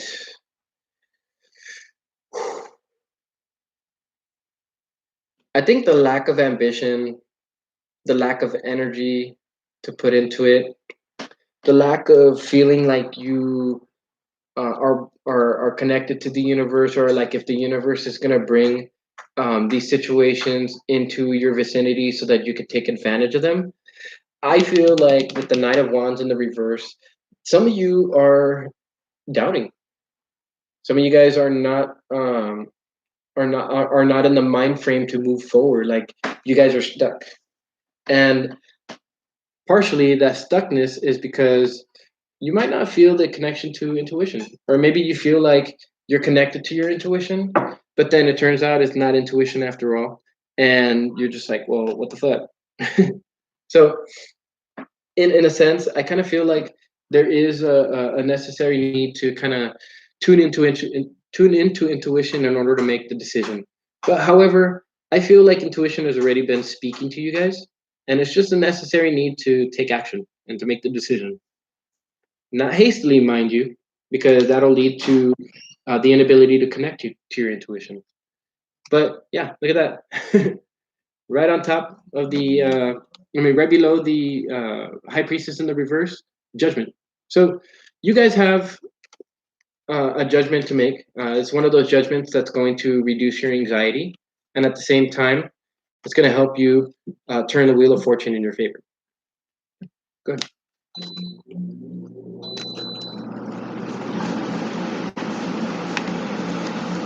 All right, so now we get to the portion where we start rolling the die, and we get to the closing comments on the Libra energy. Let's see what Libra is going to move into. So you guys are going to be moving into some Virgo type energy, and this Virgo type energy, it's in a sense meant to activate your Leo type energy. The ability to organize, to analyze, to I guess you could say critique, but not really critique it in a way that's gonna like bring about these negative influences. It's all meant to help you build that courage, to help you build the passion and the energy that you need behind it. It's not surprising that you have Leo right here, right, and then you have the upside down lion in the reverse. You got the lion in the reverse right there. So in terms of the energy of being able to organize and analyze and put everything in its place, it has to depend on that Sagittarian energy of being able to download messages and to download information that's necessary in order to use that Aries energy to take the first step.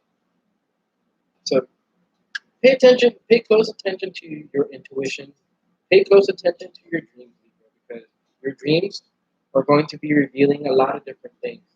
Not just where you might not be fully courageous in, but also messages that the universe might be sending to you in order to help you from making impulsive decisions and from uh, and from moving forward hastily. Yeah, that's what I get for that. Ooh. Okay, so you guys are dealing with South Node energy. South Node energy can be tough. South Node energy is where we feel most comfortable. But where the South Node energy is right now in Capricorn, soon to shift into Sagittarius, it's comfort zones is what I feel. There might be that want to like gravitate towards comfort zones or towards things, people, places that make you feel comfortable, and that's all good and dandy. I mean, I would definitely say that would help you to reduce stress, to increase, some kind of stability and growth. But don't let your South Node influence be the defining factor that keeps you stuck in where you're at. This is a time to remove those things that like you feel make you comfortable. Put yourself into a position of uncomfortableness, of unexpectedness, in order for you to really figure out your true power, because that's what Pluto is. It's power, and Uranus is all about individual, our own uniqueness, and that's your own unique power. You'll find that out if you go towards your South Node, but your South Node is only there to show you where you came from, and it's to show you where your North Node is and where you're supposed to be going in terms of your soul. And of course, since that die hit the red die, this focusing on that Aries type energy of being able to make a decision to move forward. Communication, right? Either communication or expression of some kind of this courage, and the expression of the steadfastness that you're going to be moving into. The Taurus energy is very calm, it's very grounding, and it has that King of Pentacles type energy. So King of Pentacles, Taurus, Uranus and Taurus, um, the sun being about the expression of your soul, that the sun being connected to Leo in the fifth houses. This is all saying the same message. And I'm actually glad that I'm only drawing one card for each of these decks because the message is just coming out over and over in everything. All right, so now we move into the next one. 7. All right, cool. So this is definitely about introspection. It's definitely about observation. Things are karmic in a sense that everything that's happening right now is you're either eliminating negative karma and increasing positive karma, or you're decreasing positive karma and you're increasing your negative karma. And this is going to be done in a big way because you have the number 12, which is symbolic of Jupiter in Capricorn, right? As well as the number 9, which is about your personal happiness. And your own personal happiness can only come about when you first sit down and figure out what it is that you want, which I feel a lot of you Libras have done already, and then just making the choice to go after it. But with that, thank you, Libra. And let's see. Well, the last one is Aries. Huh, how funny, huh? When Aries is the first time, but the last one is to get the reading. Oh, I can only imagine like the Aries that will be watching. They're just gonna go like straight to the timestamp. Or should I just leave a timestamp list so that I could like piss them off? Nah, I wouldn't do that. I'm not that ruthless.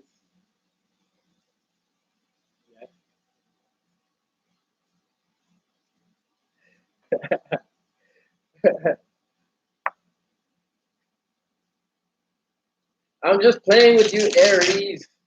I'm just playing with you.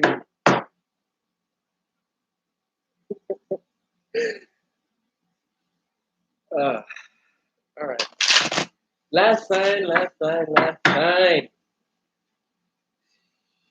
Phoebus.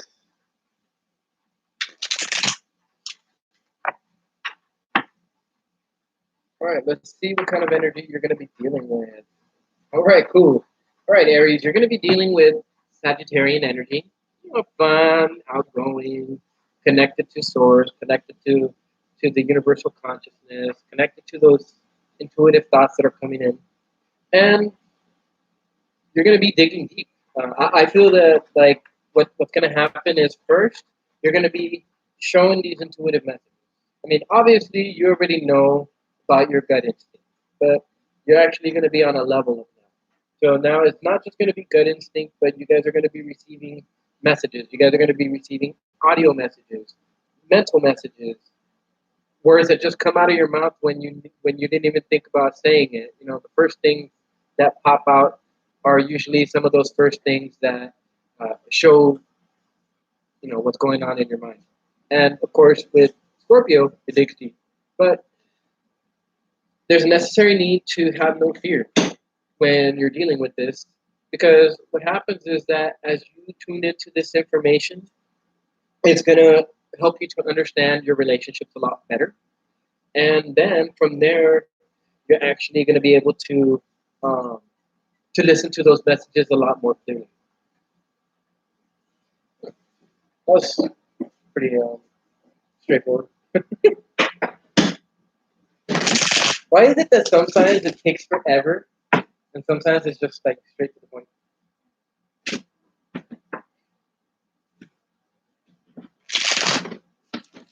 I'm kind of annoyed with that, but not really.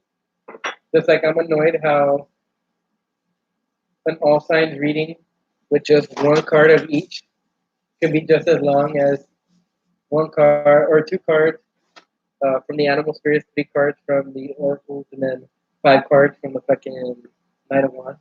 I mean, no, from the Rider Waite. Like, I don't understand that. But I guess that I'm going more off of intuition now because, like, Everything that I've been saying from those cards tends to show up, in this, or tends to be the case in the astrological reading. All right, so Aries. Astrologically, you guys have Chiron, which is going to be in your sign for a little bit, and it's going to reveal some deep wounds. Deep wounds. The wounds that hurt, the ones that are going to make you want to lash out, the ones that are going to make you angry, all huffy puffy, make you want to wail on the nigga, for lack of a better term. And it's not going to, I wouldn't say it's pretty, but you're going to learn something from it. Well, so long as you hold yourself back. Hold yourself back. That's what comes to mind right now. So hold yourself back. Doesn't matter if they get on your last nerve, or even just like fucking around with pieces of your last nerve. Hold steady. No matter how many buttons they push, hold on. And I'll tell you why. What's happening is that you have Taurus in your second house. Now, Taurus is occupied right now by the Sun and by Uranus. Now, Uranus and the Sun together is a unique expression, and in Taurus is something that can make you money. So, the way you put yourself out can either make you or break you. Plain and simple. Now, you already know that. You already know that because you have Mercury in your sign. So, Mercury's been going through for the last 15 to 14 days. Well, 13 to 15 days. And so you guys have been thinking about this. Huh? You guys have been thinking about this. You guys have been thinking about this. And now it's time to start thinking where you need to take that first step. Aries is all about taking action. It's all about the first sign of the zodiac. So it is the first step in making these things happen. And for you, you're already on that on the verge of understanding like what it is that you need to do, what your power is, what your abilities are, and understanding that through these wounds, you turn your weaknesses into strengths. So turning those weaknesses into strengths would allow you to communicate just how beautiful life really is right after you figure out, hey, if I don't have to worry about this, this, and this, then I don't have to stress from this, this, and this to affect me, right? I don't have these wounds get healed, and that's the purpose of Chiron, is to help you heal your wounds.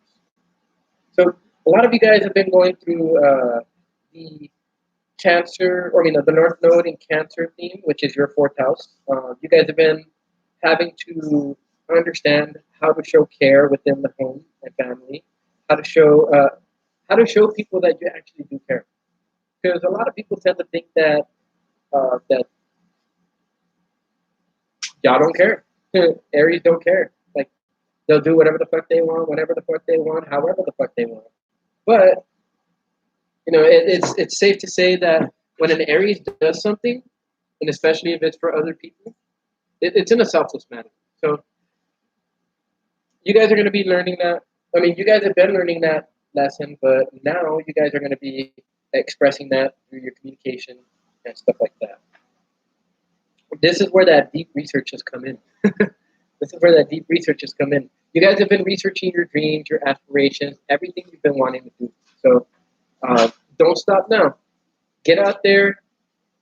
If it's not out there physically, get out there socially. Get out there through social media, Instagram, Facebook, Twitter, the RSS feeds, forums, all of that. All of that's going to help you. And one thing that I do want to say for you, Aries, also, is that the way that you increase your self-worth and the way that you increase how others view you as valuable is through technology. gain knowledge in technology, and I would say even more specifically, if you can, try to learn about finances, try to learn about stocks, investing, or anything like that, and that's going to help you to, just out of nowhere create that wealth that all others have been looking for. And it's going to create that wealth that allows you to share it with everybody else while at the same time not having to sacrifice any of your own power or control.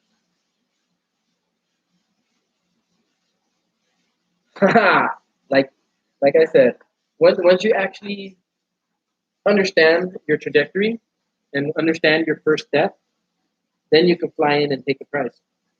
And then that all deals with air, the air quality. The alchemical symbol for air is run by Mercury, Mercury and Gemini. Right now, you got Gemini in your third house, so there's no doubt that you're communicating about how life is beautiful, uh, about how maybe you're beautiful or something like that, right? So with the eagle, this is a type of discernment that is exact. You can't swipe in to try to get something unless you have the exact calculations in your mind and you have a vision and trajectory of where you want to go. And that's exactly what the eagle portrays. Pretty much, I feel like a lot of you guys have been struggling and have just been arms everywhere trying to reach for the nearest thing that can actually help you, the nearest thing that can gratify you on the emotional level, or just anything that can help you just organize your mind. But I feel that you guys are out of focus. You guys are purely out of focus. And at the same time, I feel like you guys are focusing more on details than you are with your whole support. I feel no, reverse. You guys are focusing a lot on the support group rather than the self. You guys might be putting blame out towards other people rather than yourself. And that could be an example. Maybe you're doing a lot more for other people than you were doing for yourself. Everybody needs self care. So, in a sense, I feel that you need to engage in a little bit self care in order to understand what your true capabilities are, in order to know how you take that first step and what your trajectory is afterwards. Literally, eagles only take one step before they launch themselves up in the air. And that's exactly what's happening with you, Aries. You're in the process of having to launch yourself into the air, but as to where you're going to land, I don't think you have an idea of where that is. I mean, you might have an idea of the vicinity of where that might be at, but I don't think that's I don't think it's something that like you quite like understood or come to terms with. Like you're still trying to figure out where that prize is and how to get to it. But I believe you guys have had enough floundering.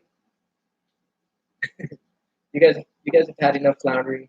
You guys have a lot of things that need to get rid, or that you guys need to get rid of in terms of like your career, your social standing.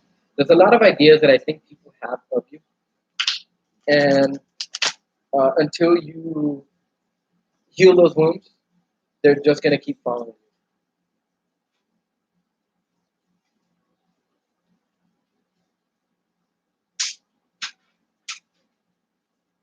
you. Right? I don't know why these cards are all black, but I have to fix these quick. Sorry, Aries. All right, cool. Yay!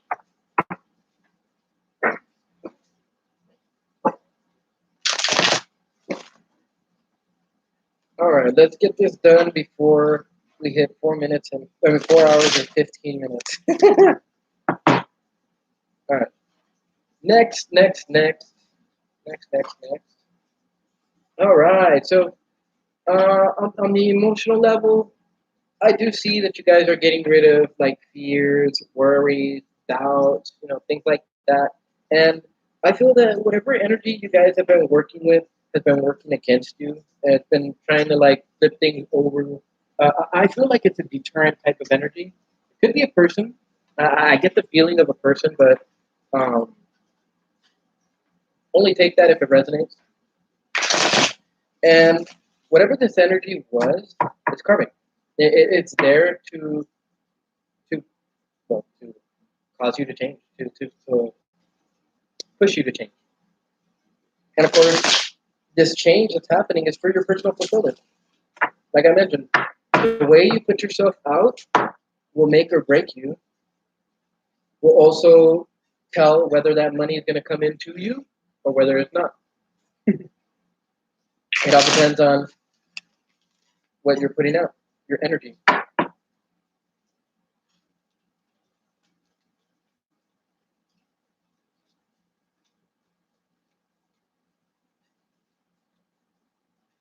Yeah, deep down inside, I have a feeling you guys aren't feeling that completion just yet. However, I do feel like you guys are getting over the fears and the worries of them, and you guys are trying to figure out which way to fly. Like literally, both these creatures right here have wings, except one's flying in the other way, in one direction, one's flying the other. But with both of these like this, they're both flying in the same direction, and they're both flying towards that Ten of Pentacles. You're climbing towards. You're trying to climb towards that. You're trying to go after that good prize. You know, that good meal, so to speak. So with that being said, 9 and 10, 91 might be something that you guys have been seeing in terms of angel numbers. If not, even just a sequence of 9 and 10. So with the Ten of Pentacles in the reverse, it's not like it's like you're not entirely reaching that goal. And I have a feeling that for you guys, entering into some type of relationship might actually help it. Um, or it could also mean that there's a decision that has to be made, right? And at the same time, this could also stand for the soulmate connection, a match made in heaven, etc. 41141, 4 and 1 might be something that's. Oh! I'm retarded. I almost let that one slip by. Um, I get it now. The 411. It popped up twice right there. Ask the universe for the information that you need to lead you in the direction of wherever this lover is, wherever this soulmate connection is, um, or even that connection to something that you like doing, right? So whatever your passion is, whatever you put your energy to, there's that energy. Now, I feel like some of you guys are not gonna do anything like that just yet.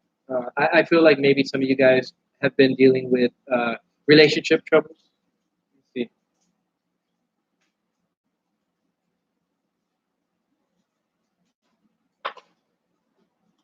Um, these relationship troubles, I would say, have been mostly occurring with the greater world, but for a while was dealing with like your status, your career, whatever it is that you were figuring you wanted to do. That's what that's where I see the majority of the pain. Like maybe you don't have a job, and maybe you have a bunch of people telling you, "Well, you should get a job." You know that could hurt an Aries, especially if they're not in the mind to work for somebody else. So that could be some a situation in which that can manifest. Another one could be arguments with your bosses. You know, not getting along with your bosses, and so wanting to do your own thing. So I see you're getting over your fears. You haven't quite exactly reached the pinnacle that you want to reach. However, you understand through all your floundering what you need to do. Oh, you'll figure out through all your floundering, or through careful uh, inspection of what you need to do in order to fly towards that thing that you're looking for, or that you're trying to get, or that you're trying to achieve. All right, so you're going to be moving into Aries type energy. That's not surprising. For Aries, they're going to be moving into Aries type energy. um, or maybe they've just been sitting in that Aries energy. Regardless, this is going to take details, guys. I shit you not. You guys have the Aries right there, right? And that's Virgo, Cancer, and Leo. So, so along with the details and stuff like that, these details could be the details that you need in order to provide the right care and nurturing, or the details that you need to write down in order to figure out what your true soul purpose and passion is. And then once you figure it out, making the transition to being fearless, to being courageous, and making that shit happen. Oh, okay, I'm gonna do this real quick. I just have to. All right, so along with that, there's Saturnian energy. So the Saturn influence of Aquarius, and that's in your 11th house. This is where that information is actually going to come in handy, and is not, I shit you not, Saturn and Mars. It's the same thing right here.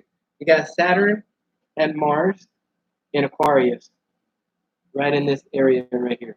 So that's going to be your main focus, is your 11th house, getting into touch with other people, and finding that soulmate, finding whoever it is that's supposed to be coming your way. Also, you have to do it by feel. You have to do it by your heart, by your intuition, and your intuition is going to alert your mind or your mental faculties, right? And then it's gonna go back and forth. It's gonna go from Moon to Mercury to Moon to Mercury to Moon to Mercury to Moon to Mercury. It's just gonna be like that. Right now, it's gonna be in that Mercury section, so you're gonna be on the lookout and observing. Taurus. I mean, the die had hit the green die hit the red die, and it went to Taurus as the top sign. Aries as the sign that's right below it, so that's what's necessary to take action on. And then, of course, Leo, being fearless about it, and Gemini, communicating it to as many people as you can. I mean, now's the time. Your communication is going to be beautiful. So, so make sure you do that. Now, one last thing. 11. You know this. You know that you're going to look at this. You know that your destiny is in the crowds. You know it. And you know that your destiny is getting out there and communicating all of these things that you've learned, not just about yourself, but that you've dug deep for. And of course, this is going to lead to your happiness, and this is going to lead to an expansion of that happiness. So make sure you do that, Aries. Now, one thing before I go, if you guys resonate with these messages, go ahead and hit that subscribe button, hit that notification bell so that you guys can be notified about the next videos that come out. I will be much more invested in this, and I will be coming out with videos on a daily basis. They might not be collective videos, but they will be videos of each of the signs, and I'll do those as I go through doing changes of moon signs and stuff like that. I got to get myself on that. Like, I've procrastinated enough, and it's time. So for those of you guys interested, for those of you guys who know other people who would be interested, go ahead and invite them. I will find the link, and I will post it right here. Well, actually, you guys will have the link to both the Facebook, and Facebook will have the link to this video. So with that, thank you guys. Thank you everybody who is here. I appreciate the love and support, and I hope to see you here within the next day or two or three or sometime within this week. So with that, hopefully you guys have a good afternoon or a good evening or a good night, depending on where you're at. And salute from me. All right. You guys have a good night, and I will see you later.